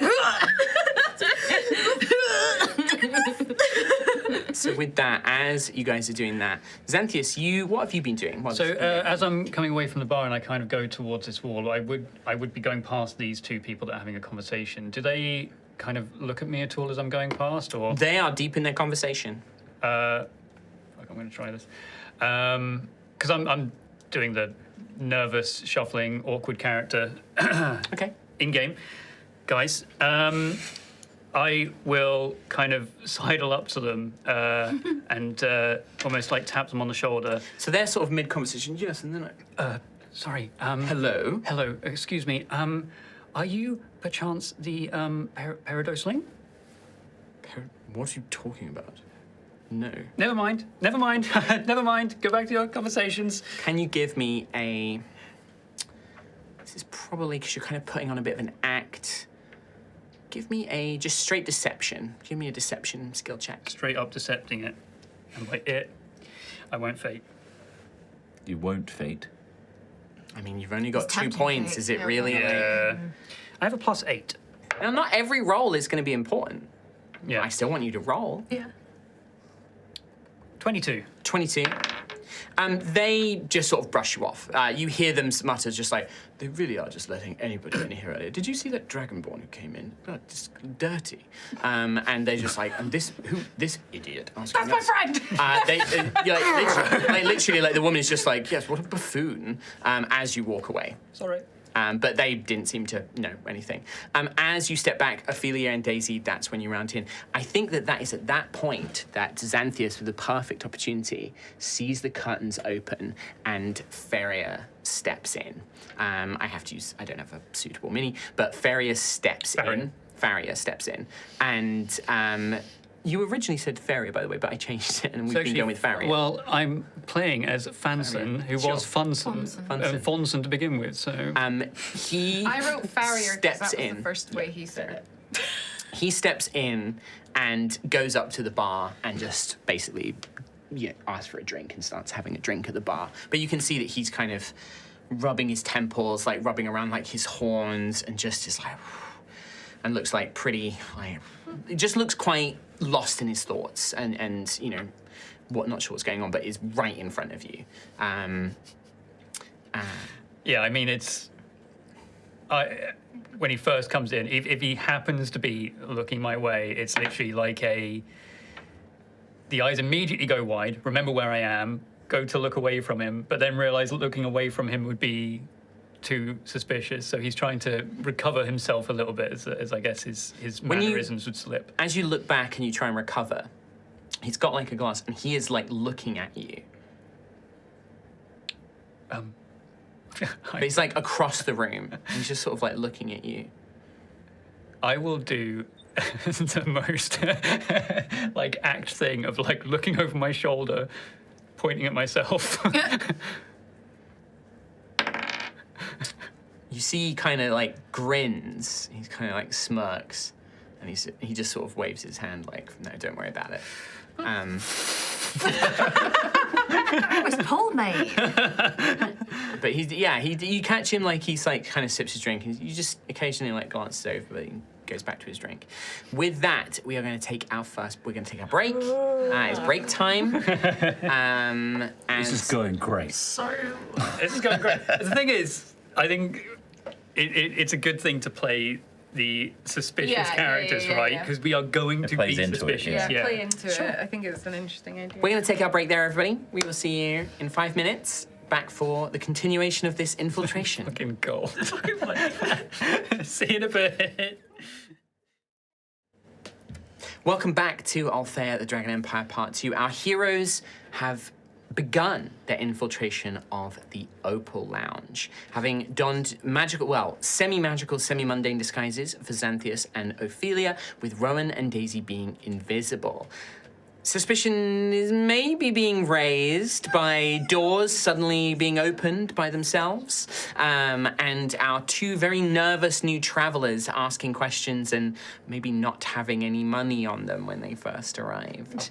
But fucking money. Xanthias' former best friend from Rust End, Faria, has just entered and seems to be at the bar, nursing a drink. And that is where we're going to jump right back in. I would say, Daisy, Ophelia, and Gruff, you guys, this is where you've kind of come back in. You've moved back up to the bar. Anything before I jump in with the barman, because he's probably going to immediately, once Ophelia approaches. I would jump up to go and join them at the bar as well. Okay. Yeah. You're making your way over. I think that definitely draws Faria's attention as you draw closer. Anything? Otherwise... All go well, Kira? Yes, much better. You're back. I'm back. Sorry, yes, I had to powder my nose, but good news. New dress, so I'm just getting used to where all the pockets are. I found some gold for some drinks, so no tab required. Well, it's always good to find gold in one's pocket. It is wonderful, isn't it? Such a fortunate day. So, what can I get you? Assuming that your money is you're wanting to spend it on drinks. Yes. I would like to order a Peridot sling, please. A Peridot sling? Yes, please. Peridot sling. Looks at you. Well, now that's an unusual one. I think I'm going to need some fresh ingredients for that. If you'd like to take a seat somewhere, perhaps one of our private rooms, I could have one of our serving staff take you to a private room, and I'll get that prepared for you. Oh, wonderful! Yes, thank you. That'd be very kind. Yes. And he like gestures around, and he will. You gesture over, and I think like he'll just gesture over to a gentleman who's over here serving drinks. He'll say like, Kyle, come over here. Could you take these two to one of the private? I think that private room over there is free. Could you take yourself and your friend here? Yes, please. Yes. Perfect. Could you take them to the private room? I'm going to get them a Peridot sling. And he's like, yes, absolutely. Come, please follow me. Lovely to meet you, Kyle. Yes, lovely to meet you as well, sir. Lovely to meet you. Follow me this way, and he brings you over this way. Daisy and Rowan, what are you doing? Rowan's coming back around the other staircase. So so you're gonna come down. I Pac-Man to the other side. Yeah, you basically do. That is exactly it. I will. I think I'll try and listen into the conversation of these two people. That Okay, so you're not going to go with Xanthias. I'm going to look at where they get taken to. Okay. And So what you see is Kyle parts a curtain and steps through as they step through with him, and then you don't see anything once the curtain falls into place. Oh, okay, they're going through a curtain. yeah, If and they're going then- through a curtain, then I might follow them. You would have needed to have decided that because you would have needed to be right behind them. If, like, at this point, as you go to move up to I'm it, with them that as well. curtain is, yeah, Grass with them. What I'll say in the daisy chain then is, if you see Peridot, let me know who they are so I know who to target with the perfume. You We'll hear that? send an image to you. So, Gruff, you can't really see anything because you're in the pocket, so you're just hearing at this point. Ophelia and Xanthias, you step through this curtain. There is a corridor that goes off to the side, to your left, that ends in a pretty secure-looking door. But that, Kyle just immediately takes you past that to two opposite doors, opposite sides of each other, and there is a armed, pretty good-looking guard who's currently stood basically watching this whole little area, this little entrance area. Kyle opens a door, and the two of you are led inside to comfortable-looking chairs. Kyle's like, well, whilst your drink is being prepared, is there anything else you would like me to get you? Some snacks or anything like that?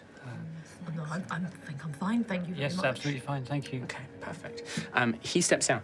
Whilst you guys are left there, he passes out. You, Daisy, as you kind of step over to start listening to this conversation, you would see that the barman goes up to Faria, like leans in, and you hear him like whispering something to him. Can I...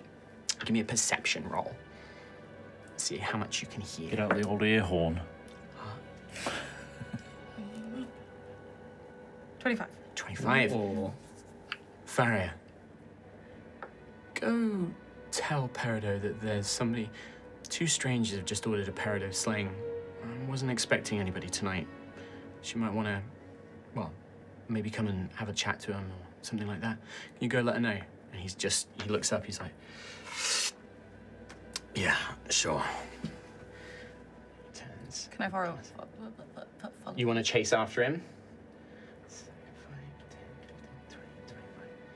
30, and then you could bonus action dash. So you just get through the curtain as it falls behind you, kind of pushing yourself up against the wall as he kind of turns, almost like, did something just blow past? He's like looking around like, something just... He just shakes his head, and you see him turn. You see the same thing on this side, a corridor leading towards a very secure door, a guard who's watching it. He sort of nods to the guard, and then he makes his way to this door, and you see him pull a very ornate-looking key. He touches it to the doorknob first, then he inserts it and opens the door. Okay. And you see he opens it, and it leads to a set of stairs leading down. And he begins following it. Do you follow him? Yeah. Okay, so basically, I would like you, because this is very narrow, this is not like a wide space. Can you give me an acrobatics check?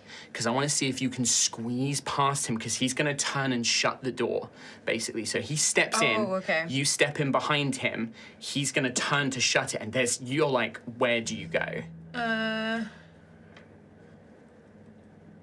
17. 17.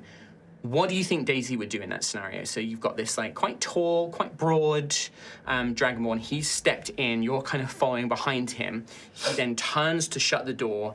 She would There's not a lot of probably room. duck down to go through. Like, she would probably, thinking he might be quite broad up top, try and squeeze past Squeeze on a down. lower level. So you squeeze, you make yourself small, you kind of tuck in, and then you also use the timing of him leaning to shut the door, and you scoot, and you just barely manage to sneak past him. I'll, in the daisy chain, go, I'm just following Farrier to go to Peridot. It's a terrible idea, but I'm just going to show you where I went in my head, and I'm doing that right now. Oh, God. So you see that image of the curtains, you see Farrier kind of turning down this door. Rowan, you've heard all of this. You've come down the stairs. What are you doing? And then I'll jump back to Xanthias. Is the guard still preoccupied at that end? I think that he's definitely like at that end, looking around. Yeah, he's checking the door. He's definitely suspicious of something. Okay, I will go up through the middle then, and then just get a recce on that area. Yeah, so you don't see any of your companions as you step into here. You don't see anybody that you recognize. Into the main bar. Into the main bar, yeah. Okay. I'm just going to stay out of like main walking areas, like to the side, and just start listening in to people near me. Okay, perfect. So listening into that couple nearby, they're normal citizens. They're talking about like business. It doesn't seem anything particularly suspicious. You don't believe that they're of anything important. They don't seem to be connected to the Diadem. They're just rich citizens who have come here for a nice drink. Okay. And they're talking about their personal lives, a little bit of personal gossip, maybe a bit complaining about people that they know. I'm into that. Yeah. The Ophelia, Xanthias, and Gruff, you guys are in this room just waiting. Can I, are you both sitting like opposite ends of the table? Like you kind of are now, or side by side? Yeah, opposite ends of the table, yeah. You didn't just sit on Gruff, did you? I don't think so. Gruff. Sister Ophelia, just in case there's a sensor or something in this room, can you subtly take me out of your pocket and just get me near Xanthias? I'm going to move to your pocket, Xanthias. Okay. Yeah, Ophelia will make a move like she's just like dropped all her coins on the floor, like, and then like as she's bending down. Can you give me a performance check? How well you perform this act of foolery. Is anyone in the room with them? Doesn't seem to be. Seems to be empty. I said if there's a sensor. Oh. A 9. It is a 10. Whoops. Very bad It's okay. show. Like Spider-Man, I catch all of them before they land on the ground. Still wouldn't help Ophelia looking like she very obviously just pretended to like lose all of her coins. Gold. But yeah, Gruff, you can scurry over. Are you trying to avoid? You could give me a stealth roll if you're trying to like avoid it. As I said, there's nobody else in here currently. I think just the talk of sensors and stuff like that, he's just paranoid. 10. You scurry over as quiet as you think you can. You scurry up a leg into a pocket. Right, I'm okay. Just remember, this room might be, people might be listening. Anything from you guys? There was a man at the bar. He kept looking at me, oddly. I'm saying this out loud. Really? Yes, and I don't know. I don't know if he was the person we were meant to meet or... It was strange. Weird. Just like idle character chatter. I hope this well, I hope whoever we meet is going to help us with our business. Yes. That would be good. Absolutely. Daisy, you follow Faria down a set of stairs and lead you into probably what would have once been a storage basement, but construction work has been done. Still being partially used for storage, liquor barrels, mead, various supplies for the inn itself, bedding and things like that. But he moves over to a section of wall and you see him press on a certain sequence of stones and a secret door swings open and he steps inside. As he does, a much more well-lit rugs and, beautiful candelabras and things like that, very opulent sort of den is revealed. A large open space. You can see that there are about 3 doors that lead off of this main sort of like loungy, sort of chill area, big rug. He moves over to one of them and you just hear him, he knocks on the door. Peridot. And you hear a voice come from the inside. Just a minute. Give me a minute. Fine. Folds his arms, waits for a minute. You hear some shuffling, scraping of a chair. Give me a perception check. Let's see how much you can hear going on in that room. Oh, damn it, rolled over. 18. 18. Oh. I'm not going to It give was you a 9. It was almost like 16. Oh, You think you catch the end of not quite a conversation, somebody muttering to themselves, but you don't hear what they say. What you do hear, though, is the sound of like a drawer being opened and closed. Okay. And then maybe like a latching sound. And then footsteps and the door opens. Standing there, you see a young, quite sporty woman who looks like kind of half human, half dwarf. You can see that she has earth skin, which is green gemstones sort of in her temple and then around one of her eyes, her right eye. But it's quite minor for earth skin, so don't think full dwarf blood here.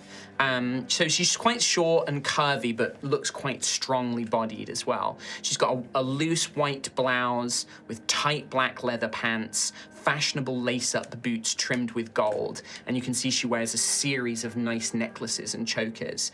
She's got thick blonde hair that she wears in a high ponytail, and she just looks, she's got green eyes as well, and she just looks at Farah's like, what? Apparently somebody upstairs has ordered a peridot sling, but the barman wasn't expecting any guests like that tonight. He told me to come down and tell you. You're sure? A peridot sling tonight?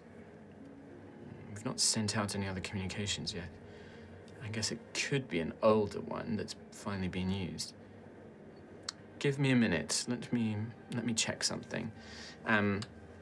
Tell them, have Glitter go in there and maybe have a chat with them. Or, yes, have Glitter go in there and get a sense of them, and then maybe ask if they'd like a little music to keep them entertained. It shouldn't be too much longer. And he's like, okay, sure.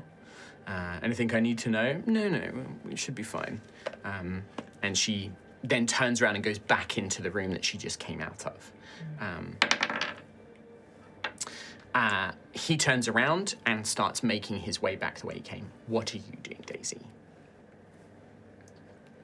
Also getting ready to follow him back. So you're going to follow him back? Yes, because if I get ahead of him when he gets to the door, then that's not going to work very well for me. No. Okay.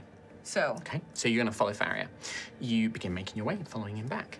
I will, in the daisy chain, though, I will say, I will project the image of Peridot and relay what she said, that they weren't expecting anyone for the Peridot sling. Sure. And that they might send Glitter in to talk to them to get a sense of them first, just to give them a heads up of what they're gonna get. Perfect. Also, I'm coming back because I'm kind of scared down here, and I'm really sorry. Okay, I don't know if that's the right decision. You've done great. You've done a great job. Good job, Daisy. Thank you. Faria, before he goes back up the stairs and through the secret door, he goes to another one of those doors in this lounge area. And this one he just opens, and you see pretty brutal scene. It's a plain stone room with a single chair in the middle with manacle hooks like in the floor, and there is some worker, like, you know, looks pretty poor, not quite, doesn't look like a kind of Guild-Eye rich citizen, but they're in this chair, bloodied. Looks like all their mouth, like around their eye, like they're clearly being beaten and tortured. And you see this like sparkly gold-skinned tiefling, and she's wiping basically like a kind of long razor. She kind of flicks that back and hides it into like a cummerbund on her belt, and then with a wave of prestidigitation, she like cleans up all the blood in her blouse, and she just turns around and is like, and what? And she's like, oh, Peridot wants you, there's some people who've ordered a Peridot sling. She wants you to go up and kind of get a read on them. Are you done with this guy? Yes, I think so. He's told me everything that I think I need to know. All right, fine, yes. Do we know anything about them? Just a green dragonborn, a woman, human woman. I don't recognize them. They're not ones that I've seen around before. Interesting. We're not expecting anyone. No, not as far as Peridot knows. All right, interesting. I love a mystery. And so she then begins to follow him as well. And the two of them begin making their way towards the door. You see this, like, they leave the door open for a little while, and then Glitter's like, oh, shuts it behind her. Like, I will project that image as well to lovely. Everyone. Great. We are going to get Sorry. tortured. We are going to get tortured. I'm a bit scared. I'm just gonna come back. I feel like I should do something, but I don't want to do it on my own. I'm sorry. You've done plenty. You've done plenty. Can we do anything for that man? He's still alive. It's just I don't know how to get him out of there. It'll drop my invisibility, and then I'll be stuck very close to Peridot on my own. Maybe we can. I think we can come back. I think we need to come back for him. Okay. So you're going to follow the other two back. I'm not going to have you repeat the acrobatics check because you kind of know what to expect this time, so you kind of can try and time it and, try and get it. And especially where he's got to let glitter through. It's a lot easier for you to make your way through it this take time. Advantage of that. So as they're making their way upstairs, anything from anybody upstairs? Rowan, Ophelia, Xanthias, Graf? Rowan, knowing where Farrier went, based on the imagery that was sent, is going to make his way to the edge of that curtain there. Okay. And await their return. So sort of tuck yourself over here. And depending on what Daisy does, Rowan's going to tell the person that Daisy doesn't follow. Okay. Sure. So if Daisy decides to go into that room... Sure. With Ophelia and Zan. Yeah. I mean, no, I don't think I will. I think I'll say, Gruff, you're in the room already. Keep us posted. I'm gonna see if there's anyone else around here and we can maybe listen for some more info. Yeah, I'm in between in the main room, so I can do the same. But we're on standby if you need us. Thank you. Well, Yeah. Glitter speaks to the higher-ups, but she doesn't have any visible rings from what I can remember. Did I see any rings on Glitter when I saw? No, you wouldn't have. No rings. No. Okay. No, she's wearing the same, so the sort of waitress outfit that Carl's wearing. Right. It's kind of like she's got like a little black mini skirt trimmed in gold, a white blouse, like gold things, and like boots and like high-heeled shoes. Carl's wearing like black like slacks with like gold, stripes and trim. It's kind of like the waitress kind of outfit that they're wearing. But you don't see any visible rings on her. Mm-hmm. Can I make a mental note of the bricks that he pressed to get into that? You're door? invisible, you know that. You can absolutely access that secret door. You know where it is, you know how to open it. Don't need to worry about that. All right, the group ends up returning with Glitter this time, and they all step out into the room. Farrier will make his way over towards this musician, Alejandro, whereas Glitter immediately makes her way over to Carl's over here doing some drinks orders, and Glitter will make her way over. Is there anything from Daisy or Ronan? Where do you guys want to go? Really, I'm too big. I'm gonna follow Farrier, I think. Okay. I didn't hear what these people were talking about before, so the one with the blue that Xanthias was sitting next to before, I'm gonna see if I can listen to what they're talking about. I'm gonna tell you now, they are just talking about general gossip. It's the same ones that Rowan overheard. Like, they're not talking about anything particularly interesting. Rowan, Farrier moves over and waits for... He waits for Alejandro to finish a song, and then as he goes to have a break and have a little drink, Farrier calls him over.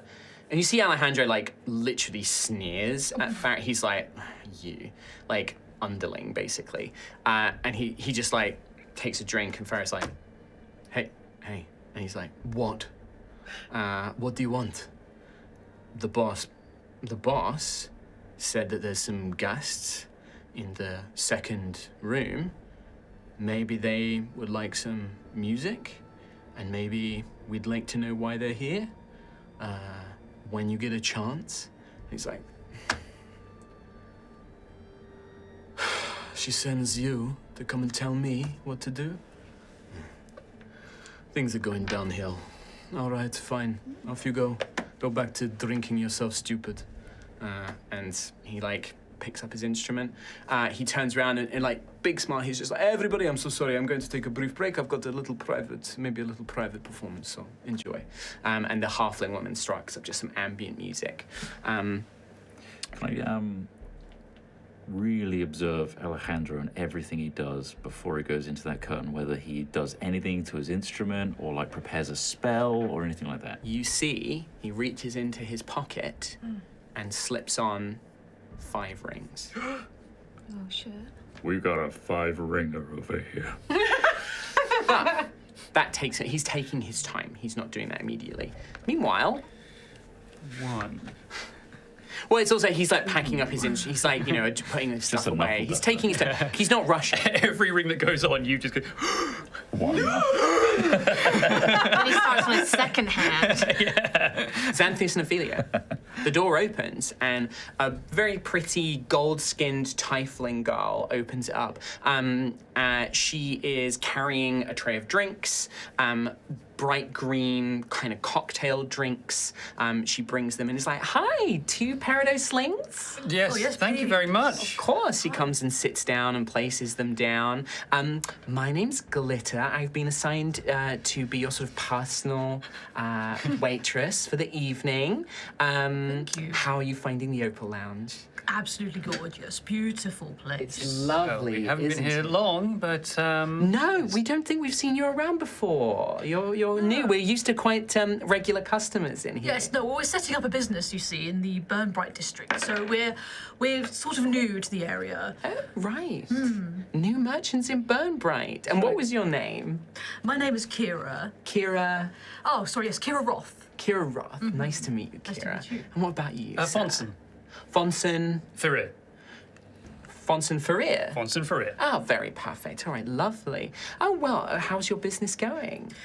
Well, that's I think what we were looking to meet our contact about. Farrier.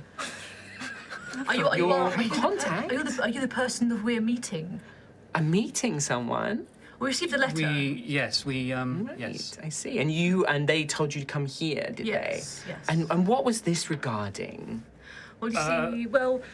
Oh, yeah, We just want to make sure that, if you are meeting someone Yes. and you're having a conversation, you're meeting with the right people and you're meant to be here yes, and understandable. everything else. I don't want to upset any of the other clients. It's of about course. the operations of our business, Right. so to speak. Have you been having problems or... You could say that, yes. We have a lot of clientele that come in here, and we're very fortunate. We know a lot of people who can do a lot of good in the city and can often help people with problems. Wonderful. So, is there something in particular that you're looking to get some help with? What's the attention our business has been Yes. getting? Can I get deception checks from both of you, Yep. please? Yep. Oh, would you like to spend a point of fate? Yes, please. What about you, Xanthius? I will not. No? Okay. Gruff, you're obviously just in a pocket listening to all of this. Fuck's sake. Natural 20. Natural 20. Lovely. What did you get, Ree? 12. Okay, 12.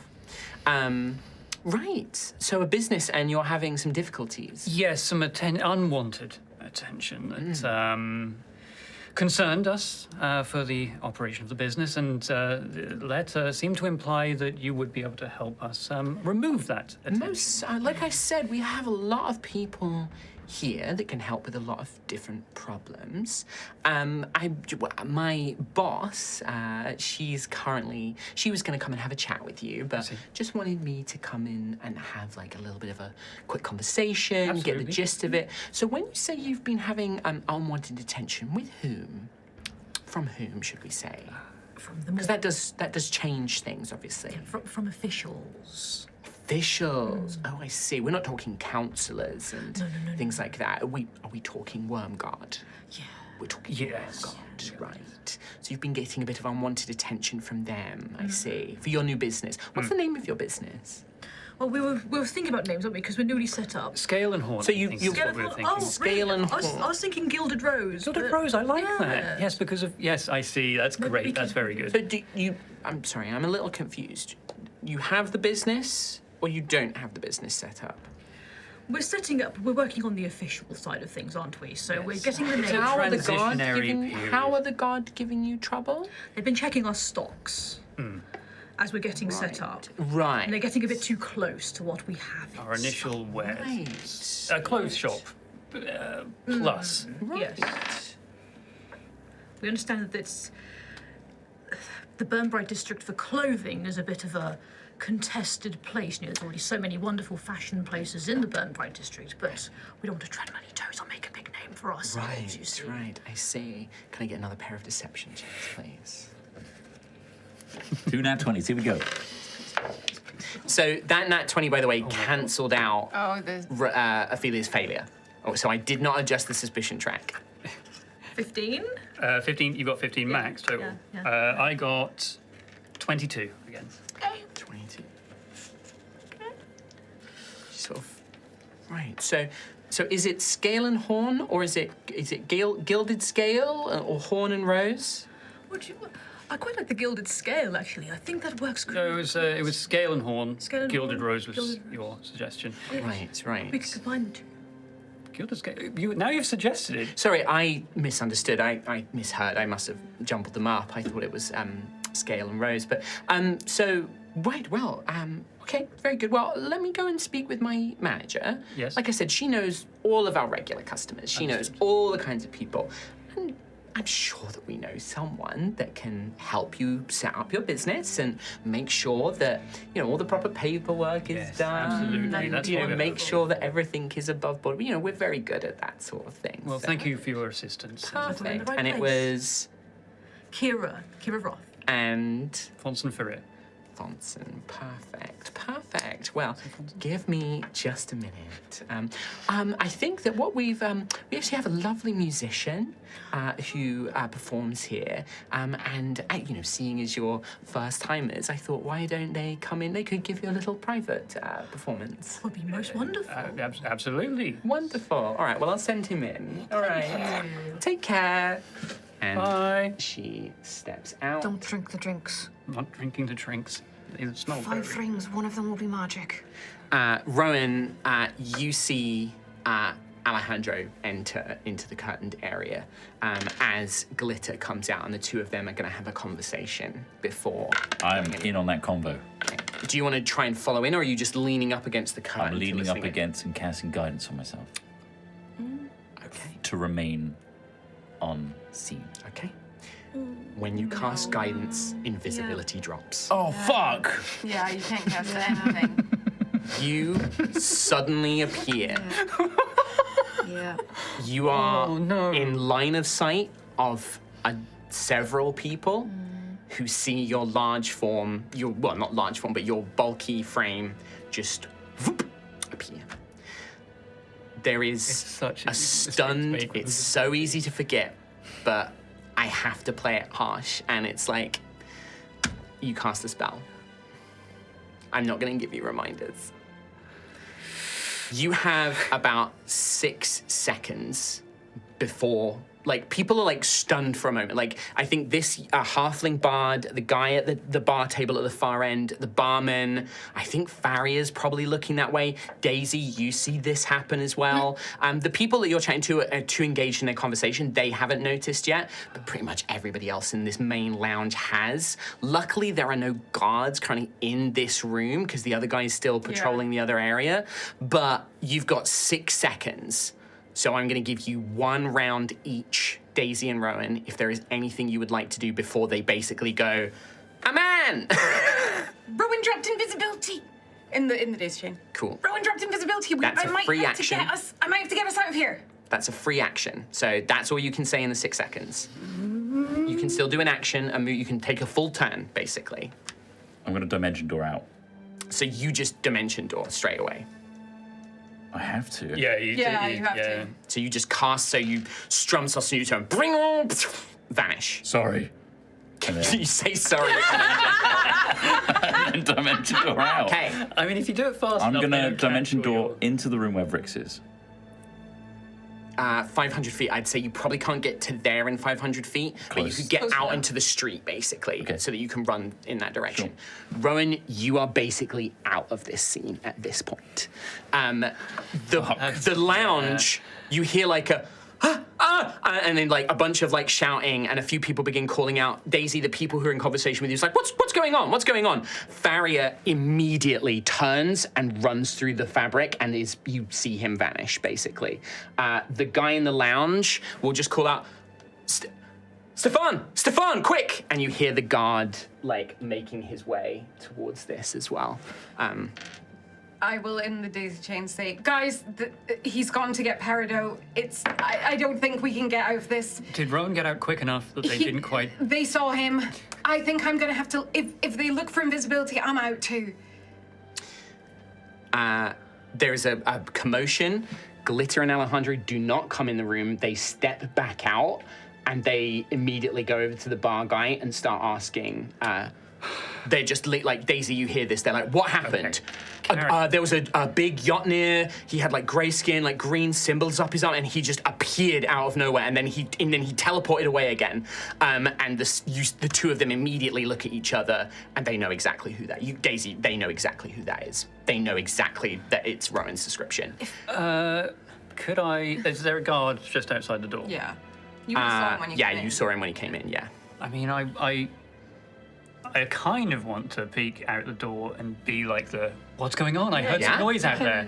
I don't know if, like, before they moved away, can it have been, like, I asked Xanthias to, like, get me near them, and I kind of... Get near who? So I have this idea of jumping into, like, Alejandro's pocket.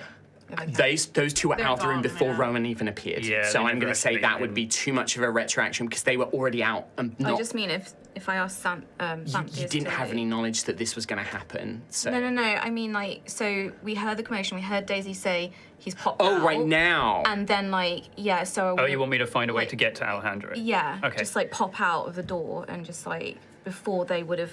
Moved over. Moved further into They the would have bar. moved pretty quick because they would have heard the commotion. But then you I would mean, have if had I- to have opened the door Yeah, so if randomly before knowing. Well, if I do come out and do this whole, I heard a noise, what's going on? I could, peek Let through you the out, curtain. yeah. If I was peeking through the curtain and like trying to find this glitter who just spoke to us. Yeah. Like trying to understand. I think what's that happening would out be here. the play to do it. Yeah, Yeah. that's right? what I meant, Like, yeah, for sure. And you did have the daisy chain warning of Daisy saying, like, Rowan's just, Yeah. like, he's dropped invisibility. I just meant before they moved from the curtain to the bar. Sure. So... I would say, okay. So what I'm going to say here is, Xanthias can do the, like, what's going on before they heard a noise. really, like, What's step out. Glitter will turn around and be like, oh, please don't worry. Just... Are you sure? It's absolutely fine. Don't worry. Okay, and there's that enough of a time. But how are you doing this? Because this is going to require... either stealth. I think it would be sleight of hand for Xanthias to get the mouse out of the pocket into a place, and then What it's if going to be you- stealth from the mouse. Cling onto the curtain. I could cling on and then jump into someone's pocket Like when they come through. Yeah. when they come through. I might need some help with a distraction though, because they might feel a little boop. It's going to be the same thing. Sleight of hand Yeah. from Xanthias to get you out without being noticed. Stealth from Gruff to basically scurry and get involved. Big risk. Big risky. Well, my hand is going into my pocket. Is anything happening here? Do you tell me to stop? I've grabbed you. Sleight of hand, Do you please. want me to... I wild shape immediately. Bam. Do you want me to stay with you, Xanthias? You tell me, Gruff. Any more conversation and you're going to miss this opportunity. I'll stay. I'm gonna stay put. You're going to stay? Not the mouth! Okay, so exactly what transpires, they come running out. Alejandro, I don't think he has anything on here. No. Alejandro. I've had the Lady Gaga song. Yeah, it's this in my whole the time. entire time. The entire time. You're still in there as well, Daisy, yeah? I am where I am. Yeah. The two But of them, If they bring out Peridot, I might have to. the two of them immediately start looking around, and I think that they go over to the barman, and Glitter is just like, she says like, so he just appeared out of nothing, and he nods, and she's like, give me the moonshine. And gonna- he passes over. Go around the corner as soon as they start talking. I'm gonna go up Rush back the stairs. this way? Yeah. Okay, so you rush back. The barman hands like 2 bottles of a clear-looking like moonshine to both of them, and they drink them, and then they start looking around. They're looking for invisible people. I have to go, guys. I can't stay. Does Daisy look at the moonshine? No, I was too busy trying to get away. Right, okay. All she heard was them say. She heard them say, "So he appeared out of nowhere, yeah, right? yeah. Give me a moonshine." I was wondering But we knew that they would do because before Yeah. Darling said if they get might. wind of it, they will. I will tell you now, like they are on full-blown alert. Yeah. Right. This Well, is it's, like they are at max alert now. Yeah, no, I was mainly asking because if I can figure out the extent of what this moonshine does. Because if it's just reveal invisible, great. not a problem for us. If it's true sight. Yeah, true sight, yeah. It would be pretty extreme for them to have that just to hang Yeah. out willy-nilly. Logically, I would say you guys are pretty much confident this probably see invisibility potions. And they probably don't have more than those two at any one time. So these two are like looking around now. And you can see that they start scanning around. I think Alejandra immediately steps out here. They're mainly concerned with these two areas. They kind of ignore this area. That's the this kind of guard east will- wing with the private rooms, Yes, and both the private west rooms. wing. Basically, where are- the two side doors that lead down. The guard, Stefan, moves to the door and stands in front of it. The entrance door. Yeah, the Scripted for entrance door. podcast. Yes, I'm sorry. gonna go Stands to the entrance door. Upstairs. Okay, so you just go fully upstairs. Yeah, I just don't want to risk them coming around a corner and seeing me. Absolutely. I don't think I'm gonna flee yet, but if Sure. I kind of want to stay in case stuff kicks off and I need to help. Yeah, but Yeah. Rowan, maybe they're going to be looking out for you, but maybe you can try and find some kind of exit the Peridot might take. If they flee, you might be able to catch them. I'm sorry, I messed up. It's I'm okay. sorry. It's okay. Where does Rowan land? So I think that the 500 feet of the dimension door would put you out on the plaza on the street that leads towards the inn where Vrix and you guys were getting ready. So you're like on the street, you're about like 300 feet outside of the inn, basically, out on the street. I think I want to make myself visible to at least the person on the front door.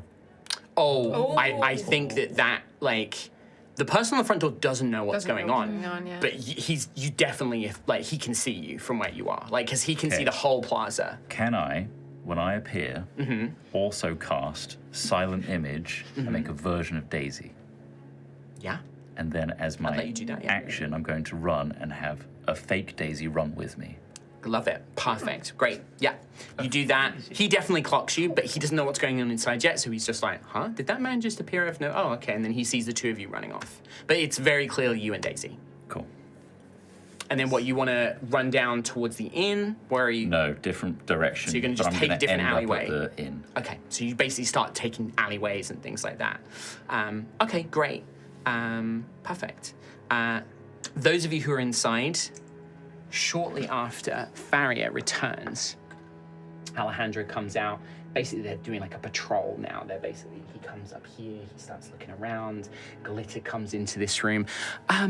So sorry about all of that. We heard But a she's like commotion. looking, like her eyes kind of like, so sorry about that. No, yes, we just had one of the patrons. They cast a spell and it caused a bit of a fuss and people panicking. Not a violent. Well, no, but it looked quite scary, and I think some of our patrons, they got a bit drunk. Student wizards. Yeah. Problems. I'm glad you I'm did not going to say make a tight deception check because you know she's lying, so Yeah. you know she's lying. But she's like, no, everything's all right in here. I'm so sorry. I'm afraid the musician has again the commotion. That's totally fine. Just as long as everyone is okay outside. Everyone's fine. Okay, Absolutely good. fine. No problems. Wonderful. Oh, I'm glad you oh. run a tight ship. Yes. Yes, we do, yes. And she's like, well, I'll be back momentarily. Wonderful. Thank you. She steps outside. Faria and Peridot enter. Not that you guys have sight on any of this at the moment. You are just left in the room. Daisy, you are upstairs. You have no sight on what's going on. Don't drink the drinks. No. Maybe pour just a little bit behind somewhere hidden, just so it looks like we've at least been enjoying it. Or maybe that would be suspicious because if they know that we've drunk it, we should be dead. Maybe we're just too distracted by the commotion. Oh, yes, it's horrifying, all this action out there. As this is all happening, Daisy, as you are up the stairs, invisible, kind of panicking, not sure what to do, you see a shadow on the wall, sort of kind of not come to life, but somebody who was expertly hiding in the shadows steps out, and you see Darling. What's going on? Rowan What's going on? accidentally made himself visible, and now they're all on high alert, and now they can see invisible people.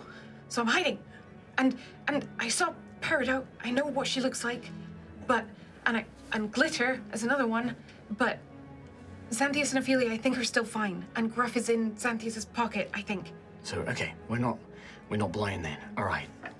No, but I don't know what else I can do. You're fine. You're fine. I got you. Don't worry about it. She pulls a vial out of like a little. You can see that like the cloak she was wearing was what was helping her blend into the shadows. And when she sort of parts it, she becomes a lot more visible. And she pulls out a vial. No, it'd be a wand actually. It's not a vial. She pulls out a wand and it's like, look, the invisibility's blown. We're just gonna get rid of that. I'm gonna give you a disguise, but it's illusory disguise. If they can see invisibility, they won't see through this, but just don't let them touch you. But this should let you move around. You need to show me where they came from. I was keeping an eye on the main lounge, but getting through the curtain, it's too busy down there. I couldn't get through. They came from the curtain on the left-hand side as you walk in through the front door. All right. And then there's a staircase that goes down. There's a hidden door there. I remember how to get through it. Okay. I'm gonna make us look like a couple of people that are staying here. You're gonna stick with me. We're gonna go in there. We're gonna, act like nothing's wrong. Maybe, Okay. We're just gonna play it super cool, all right? Okay. You got this. Okay. You've got this. Yeah. All right, we got this together. And she points the wand at you, and she casts Disguise Self. And you feel like a shimmering sort of illusion take over you. And you now look like a more mature, sort of young, probably from like the brass bellows, like an academia student she'll make you look like. And then she makes herself look like a kind of much more sort of like business owner kind of woman, basically. And she zaps the two of you. The wand crackles and turns to ash, basically. Last charges, and she just sort of scatters it. All right, we got this. Okay, they're on high alert. There's a guard at the door again, and I think that Glitter and this other guy, Farrier, he's a red dragonborn, and Alejandro, the musician. They're all Diadem agents. Yes, but Right. Glitter and Alejandro are the ones who can see invisibility currently. Farrier, the red dragonborn, went to get Peridot, who is the woman, blonde ponytail. Yeah, blonde ponytail. Right, okay. All right, blonde ponytail. She's the facet. Right. Let's try and stick close to her and find out what's going on. Did you say that did you go, Farrier took you somewhere? I followed him to find her. Right, so you saw where they came from? Like, do they have like an office or like a There's 3 rooms downstairs in the basement. 3 rooms. He took, if you go behind the curtain on the left-hand side as you enter. Sweetheart, you're gonna take me there. Well, I'm not going there Oh, without okay. you. Well, you We're need gonna the key all to go get through that door. Okay, who's got the key? The red dragonborn, Farrier. All right, okay. Let's grab that key.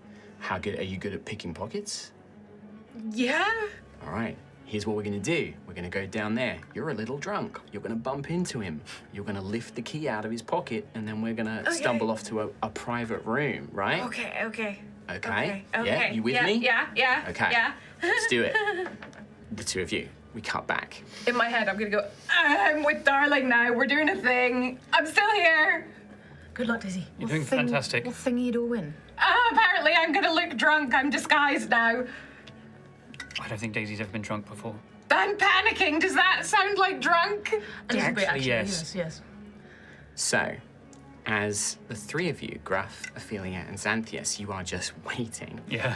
Eventually, after a bit of time, you hear some commotion, and the door opens, and this time, a different woman and Glitter enter.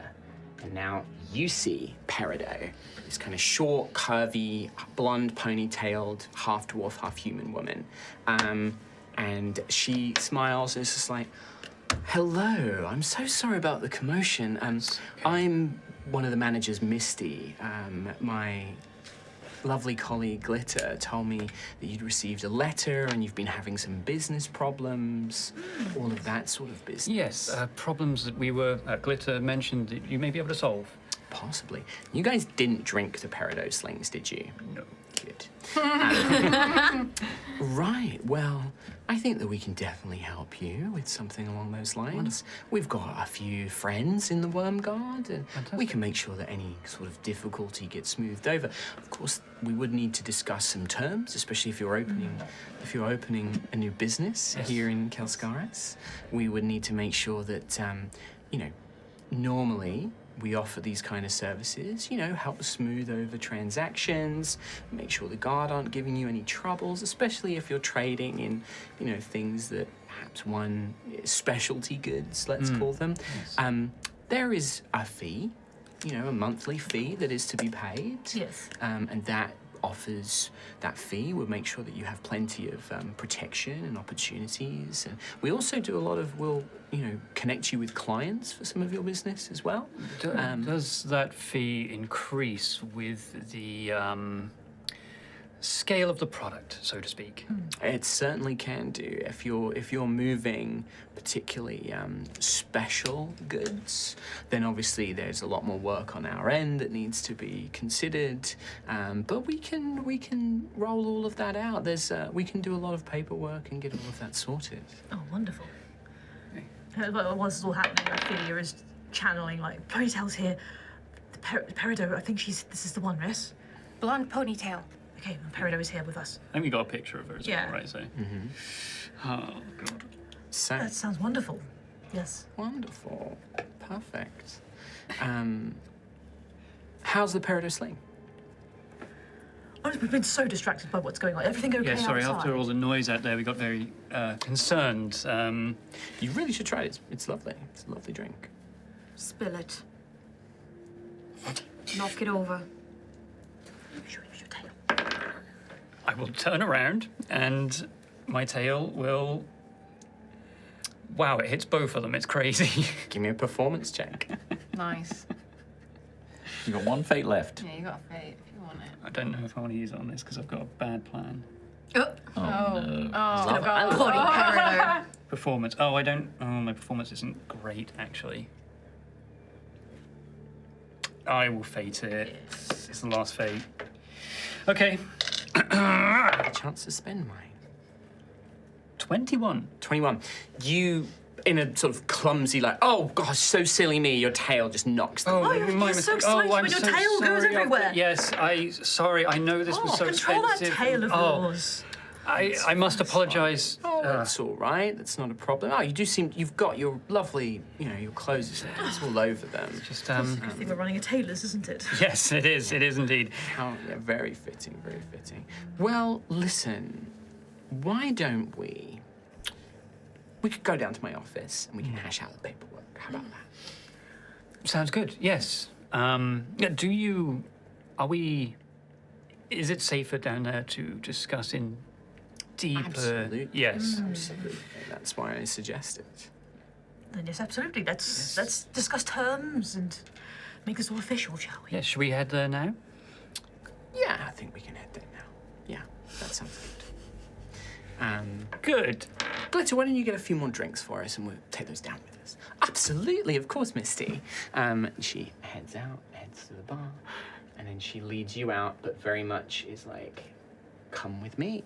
In the daisy chain, I have a very bad idea. A very, very bad idea that might be a very, very good idea. I'm not sure I need your information on this one. What if I suggest that this business that we're running has ways of moving crown steel? Stick with what you know. Oh, God. Why do I know that so well? Where are you? What are you doing? Bad stuff. Terrible bad stuff. We're heading down to the Peridot's office. Okay. What are you doing? Can I say that to Darling? They're going down to the office.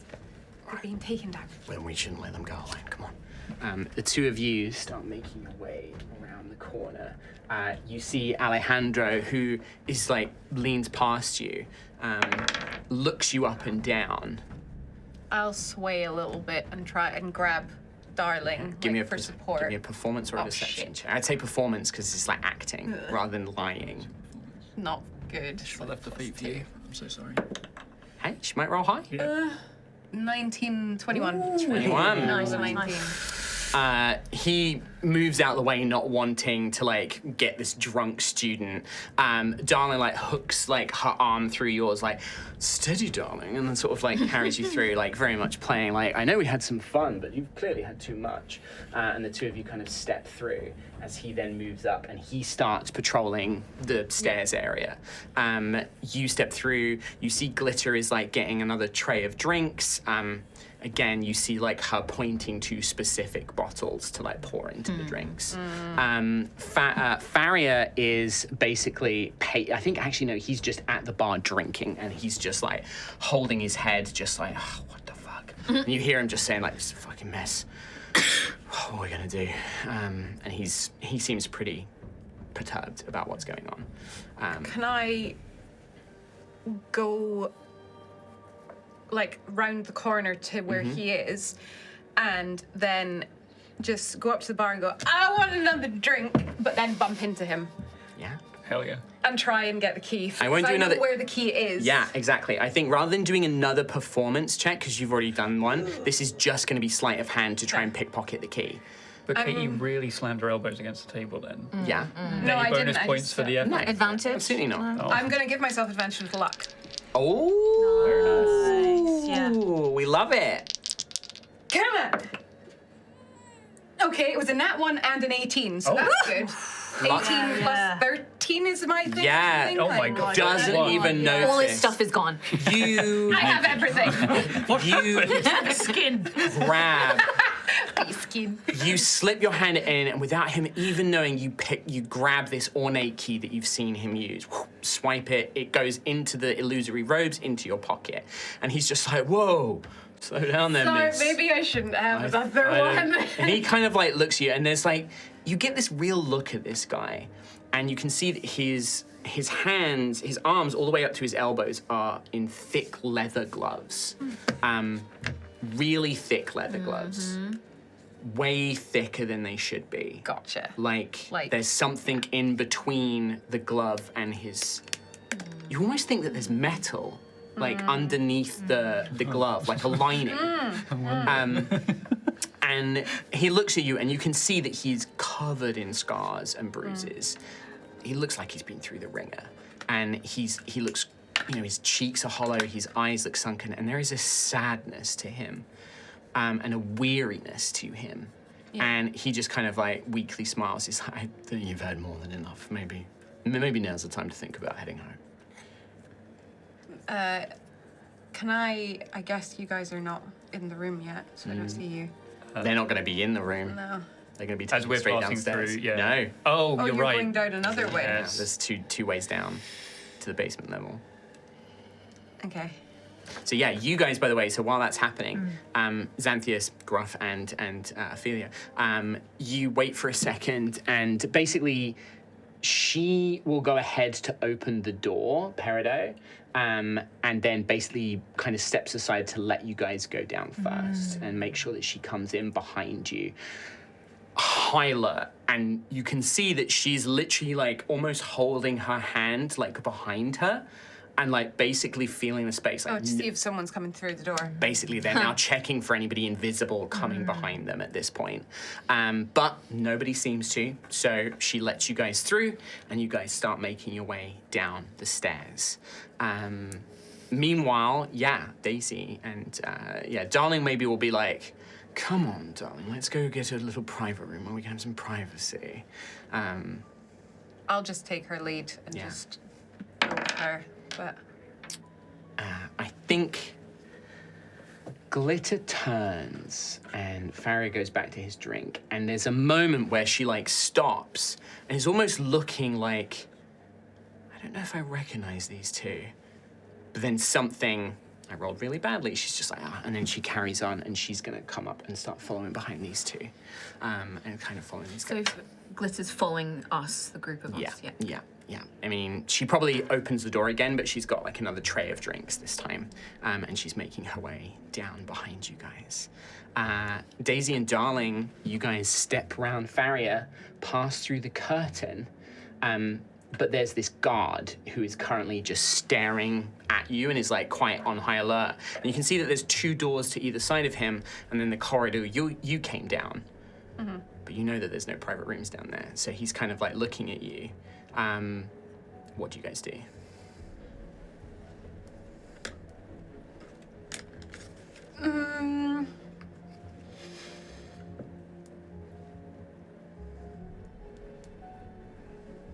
oh god, what to do? I'm gonna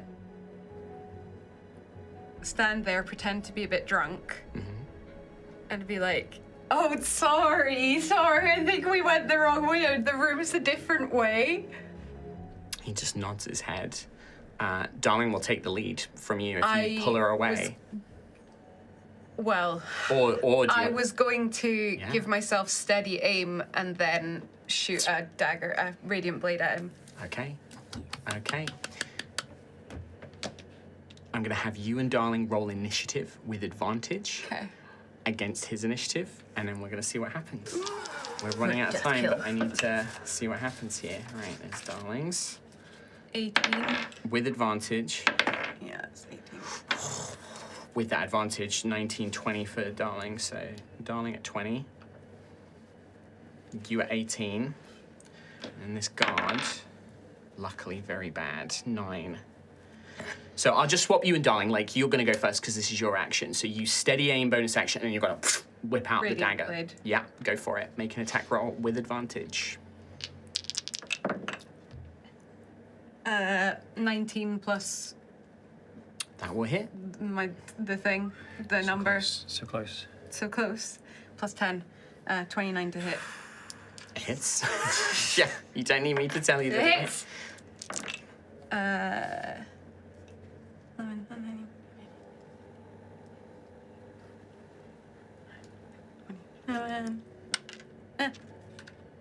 31. 31 points Radiant of damage.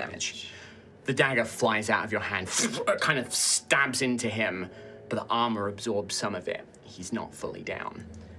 Darling springs forward, and she basically goes to grab him in like a headlock, basically. I can also.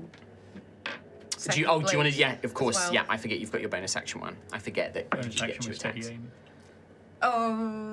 Oh yeah, bonus Yeah, it action with was. steady Never aim. mind.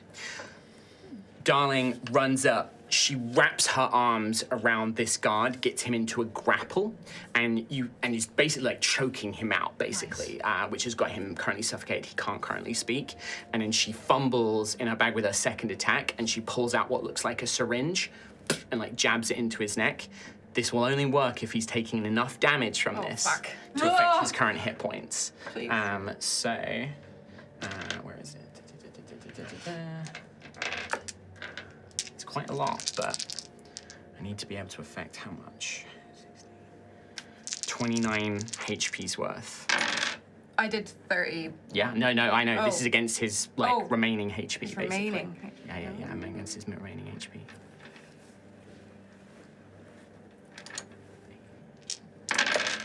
Oh, that's good. You watch as she injects him with some sort of sleep serum, like the sleep spell, but a kind of more potent version. And you see that the weakness, like the blood sort of trickling out from the radiant blade, is enough. And and his eyes flutter, and he goes limp in Darling's hands. She like looks around, and she just gestures people in either room. Where go? I will take her round to the. So to she the drags thing. him. She's holding I the will- blood like in her hand as the two of you drag this unconscious guard back this way. I will tap the key on the door handle, like The doorknob, yeah, the like you doorknob, did, and then insert it. then open it, take the guard into the stairwell. Perfect. So Nice the job. two of you guys, Oh yeah, very good. Darling will say to you, she leans in, is like, I only had one of those. We only got that one. That's okay. We're in the basement now. Yeah, good job. Mate, if he hadn't been weakened enough, I don't think that would have worked. All right. And she like plops him down next to the door, sort of pushes him up against it, like gets like a handkerchief, like stabs it, like puts it into his wound, basically to stop him bleeding further. He'll be out for about an hour, but if anybody comes along, they can wake him up. So we got to be quick with the rest of this now. Okay. I'll lead her Where are the down others? to where. Are you going downstairs? And then we cut over. It's like, sorry, Trot. Like you're just. I mean, we can't. Actually, that's a good point because Gruff did say to like try and find like another exit to see if they escape. What Yeah. are you doing actually when you're outside? Or are you going to go back to the inn? I think Rowan is too rattled and Sure. feels like he's just fucked up, so he doesn't want to be seen anymore. So he's going to go to Like Vrix. just like a long twist Yeah. around. Okay, perfect. When you get to Vrix, is everything all right? No, it's not all right at all. I revealed myself, and now everyone's on high alert, and they're all still in there. Should we go in there? Kick in the door, I kill think them. it's- I like your tenacity, Vrix, but I think I've still got a connection with them. What if they need us quickly? Then we'll be near. Shall we go near? Let's go We are near. far here. Let's go near but not be seen. All right. Very well. I'm good at being quiet. It's Frick's good at being quiet. Actually, no, doesn't have the carapace doesn't impose disadvantage. 18 on a stealth for Vrix. Not bad. So give me a stealth check. Where Brian. did you go? I've never seen Fricks in my life. I mean, it's hard when you're Natural giant. 20. Natural. The two of you. Where was that? It is using the shadows of the alleyways. Kind of almost, I imagine that this pressure of like, you fucked up, like you have to like be on high alert, you have to take this seriously now. And the two of you, like big hulking shadows, just leap from like alleyway to alleyway, pinpointing the right Batman and places. Basically, yeah, I imagine a little bit, like maybe like Vrix climbs up and like pulls Ryan up and you kind of go over it. And then another bit is like, right, go now. And then you jump across. And the two of you together actually manage to make your way to be close to the Opal Lounge, that if your friends need you, you can be there much, much quicker. Cool. Meanwhile, Xanthias, Ophelia, and Gruff, you are led down into the sort of cellar storage basement. Glitter kind of follows in down behind you. Peridot say just like, oh, just a moment.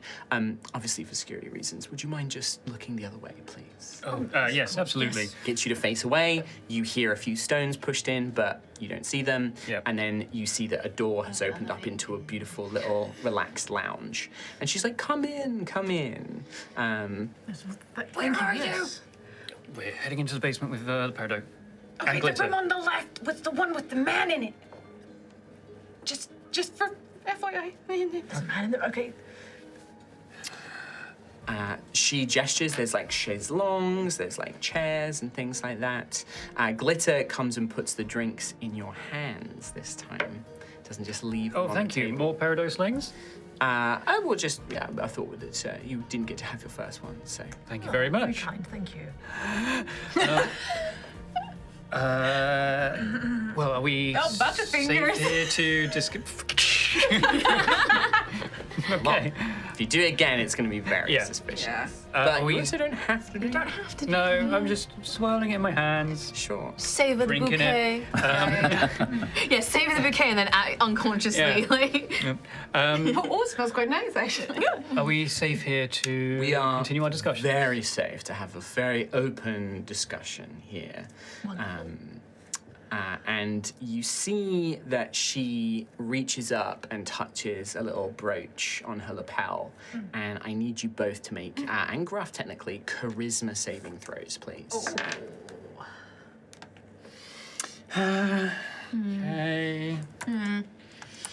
That mouse is going to squeak. Oh. Charisma saves. I believe it's charisma. Let me just check. It is, yes. Okay. It's full size again. A natural 20. Nice. No, Rhiannon, that doesn't sound like a good. Well, I got 25. 25. natural Mouse 20. is safe. Yeah, you guys are safe. Ophelia? Oh. Three total. You become aware, you are all aware, including you, Ophelia, that a spell has just been activated from this brooch that is the Zone of Truth spell. Fucking shit. Ophelia, you cannot lie in this zone. The other two, you know that you've resisted it. You know that this is the compulsion, but that you're being compelled to tell the truth, but you are not obliged to. Just a little something. Make sure that there's open honesty amongst friends. I'm not a mouse. But they don't know that we saved it. I believe that they think may they do. do. You know whether a creature succeeds or fails. Okay, because if I was then doing like the... No, she knows that you... I am telling the truth, I'm scared of you, that kind of thing, then they'll know. But, okay. Okay. Create a magical creature. Depends a creature that ends its spell area first. Someone starts its turn to make a charisma saving throw. A failed save, a creature can't speak authority. You know whether a creature succeeds or fails. Right.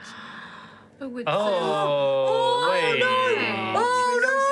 Creature. But would that tell Oh, that that can't- creature? Yes. But then you could use that, Because it's like... an AoE But then you could use any spell to find out. to if find it was invisible. Not any spell. specifically this spell. It is this specific spell that says you know whether a creature succeeds or fails on this save. But I would But have is thought it that's creature like that you the can way that's see that phrased you is like can I mean, that you know, I do see casting it. on. It doesn't say that. You know whether a creature that makes succeeds sense. or I think fails it's on the save. ambiguous I don't think it's ambiguous No, at all. Yeah, makes sense. it's one of those like really. You know, 50-50 this is the exact wording. Yeah. Yeah. You know whether a creature succeeds or fails on this save. Yeah. There's no other wording about knowing if the creature is there. There's no wording about whether the creature is like it's if the creature Yeah. is in the zone and succeeds or fails the spell, they know if they succeed or Yeah, fail. that makes sense. I can see that. Yeah. An affected creature is aware of the spell and can avoid answering questions to which it would normally respond Yeah. with. So yeah. Yeah, that's makes the bottom sense. line. I guess my only argument is if there are like level 1 spells that have that same wording. There's not. then This it's is a like- very yeah, specific yeah, thing yeah. for this spell. And obviously she doesn't know No, that other no. creature was there. But I think that she now is like, did you bring a friend with Yeah, you? it does say each creature, so yeah. Yeah, that's what I mean. Yeah, each creature in the zone. Friend? Yes, there's someone else here. I always have my friends with me. Glitter or. What kind of friends do you have with you? Who's here in this room with us right now, Miss? God. What are you doing, Xanthius? And I guess Gruff as well. Oh, you must be talking about my pet mouse. I mean, what the fuck else? I mean, yeah, you can play that way.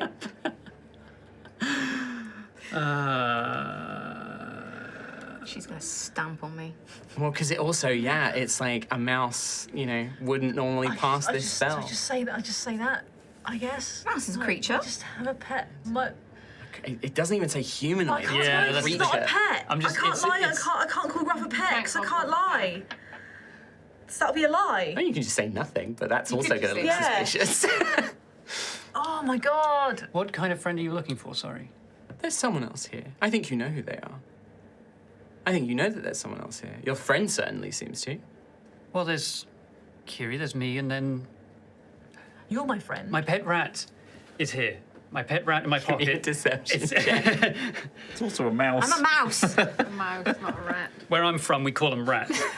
And where I'm from, I'm also called Funson and Fanson and Fonson. It's a dialect problem. Give me a deception check.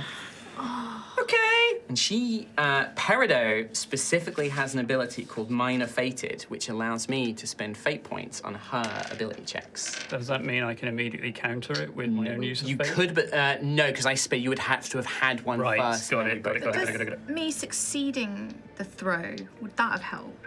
No, it says whether well, they know it's- whether they succeed or Yeah, fail. it- Guys, listen, I'm going to point this out. I'm not being a dick here. No, this no, is no, the no, wording no. of the spell, Yeah, that makes sense. and it sucks Yeah. because it is something that you could not have expected. Yeah, exactly. Yeah, Right? it's a Also- real bullshit one. Also, like, they're Diadem. Like, of course they're gonna They have have this up these their kinds of sleeve. things Yeah, to like make exactly. sure they know No, that the I just people they're wanted to speaking check on the succeed or fail. Yeah, it is succeed or Yeah. fails the save. Like, they know if a creature like succeeds my or natural fails. Yeah, it's one of those things where it's just like you get a readout Listen. of who passed it, Yeah, and you're on that's the list. thing. Is it like that's the thing is you do pass the save, but it's not about that. It sucks. Deception. Deception, What is please. My pet rat. Did I say rat? I meant mouse. Nice catch. Thank you. That was on camera as well. Someone saw that. Rarely happens. 24. I also got 24. Now, Exactly. how does that How do work? you, yeah. I think that she Higher charisma? can't prove. No, I think it's a status quo thing. Basically, it's like nothing changes. She doesn't know that you're lying, but she also doesn't quite believe. Sorry, I should have mentioned this when I come in. I didn't realise this was going to be a problem. This is a pet that I've had for a long time, and I take it with me everywhere. Very nice. Is that true? Our friends come everywhere with us. That's not what I asked. Is what he just said true? Is this his pet rat? His pet mouse? They would take offense to that. They would take offense. Who's they? Well, they're a mouse. They're a mouse. See? They're not a rat. They're a mouse. They're a mouse, so... They always been a mouse. It's strange. Normally, mice and rats can't really resist the magic of this spell. They've always been a mouse today. Today? Well, I think something's going on here. We had an intrusion earlier, someone trying to sneak in, somebody who didn't belong. an adventurer. Got a few friends, including one who can turn into animals. Glitter. You hear a gun cocked as Glitter, who's been standing there, completely sort of not part of this conversation, has pulled a dragon powder firearm, basically, and is now leveling at the two of you. Yep. Oh, look at the time. What a great time to end the episode. I think what we see, though, is as that is happening, Darling and Daisy, you've got to the wall. Daisy, you know. Beep, beep, beep, beep, boop, boop. Oh, fuck. I have a gun, we're gonna die! As the door We're dead for sure. to open, that is the point where, like, the gun is drawn as you start to input the sequence. And that is where we're going to end the episode. Oh my god! Oh, what a got there, Hey, though. we got to the basement. We're in the room. Yeah. You Been there are, twice, guys. and Nailed it. you are in there with not as many enemies Yeah, as you as we could could've be. Yeah. You're in there with two pretty Also- powerful enemies, Yeah. but not This just scares me more than Peridot right now.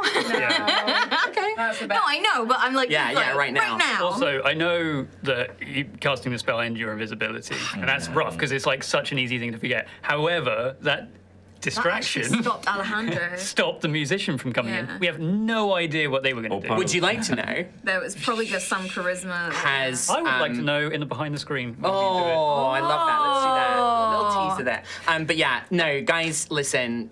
Unfortunately, these things like the spell casting, I'm so sorry, Trot, it's just the thing that breaks invisibility. Yeah. It's not like, I'm not trying to be a dick. I'm not trying to be a gotcha. I'm just trying to be fair not to at the all. world. Same with that zone of truth. Even I didn't realize it. It was only as I was reading the spell, I was like, Yeah. wait a minute. This would reveal makes that there's total sense, another though. creature here. Yeah. Yeah, it's. And I it's think one that of if it had failed, it would have been like, well, a mouse or a rat may be nearby in the area, maybe. But it was the fact that I'm succeeding against a Yeah. powerful spell, like, immediately. Yeah. And this, again, she's very smart. Peridot is a very intelligent, very clever woman. Yeah, I mean, within the worlds of magic, you'd see if something rebuffs your spell, and like. I think she right can almost. when- I think she can sense that it's on your There's like an person. aura, yeah. yeah. I think it's like she senses that that's where the successes come from. So that is a real like. I guess but you I mean, guys, you can- got down like, and Daisy. Yeah. The fucking Metal Gear rogue, Solid Snake. Like, you rogued the hell out of that. This is a Daisy mission. I genuinely, like, I was like, are you going to stay and try and get into the office and stuff? I thought that, like, that I wasn't might... gonna leave. No. I was like, it's a shame to leave if I could still do something. No, I loved it. It was a really great job. You did an amazing job. You rogued it up. But yeah, So I that guess is... you could have like voluntarily failed, but there's no way of knowing. But then, No, but then it would that still would be a still have it'd still be a pain, wouldn't it? failure. Still recognized. It's still, but then it might have been easier But to pass off as that it didn't know wasn't what the actually spell like a pet was, mouse or something Don't know like the that. effects of it. None of us can Yeah, cast. like, it, I'm in a let's say the pocket. truth. Yeah. Yeah, and I I'm think in a like pocket. none of you knew And what you got the some weird technical fucking spell shit in that pocket, man. Like, That's the thing. When you come out of here, you're gonna be fully crown steeled up. many Sorry, colours this is of You're my- fluff. fine. You're fine. My crown covered in steel fluff. rat. The runes protect him. So. I turned them off. I microwaved Oh, it. did you? That's you need to tell me if you do that, by the way. Just a microwaved mouse. But yeah, that is going to be it for today's episode. Everybody, thank you so much for joining us. We will be back to see how this all plays out next time on Trailers. It's going to be fun. It's gonna be fine. Fine. There's more of us than there is of them. It's very true. Well, especially with backup coming. You got backup coming too. Right, with that, we'll see you next time. Bye-bye. Bye.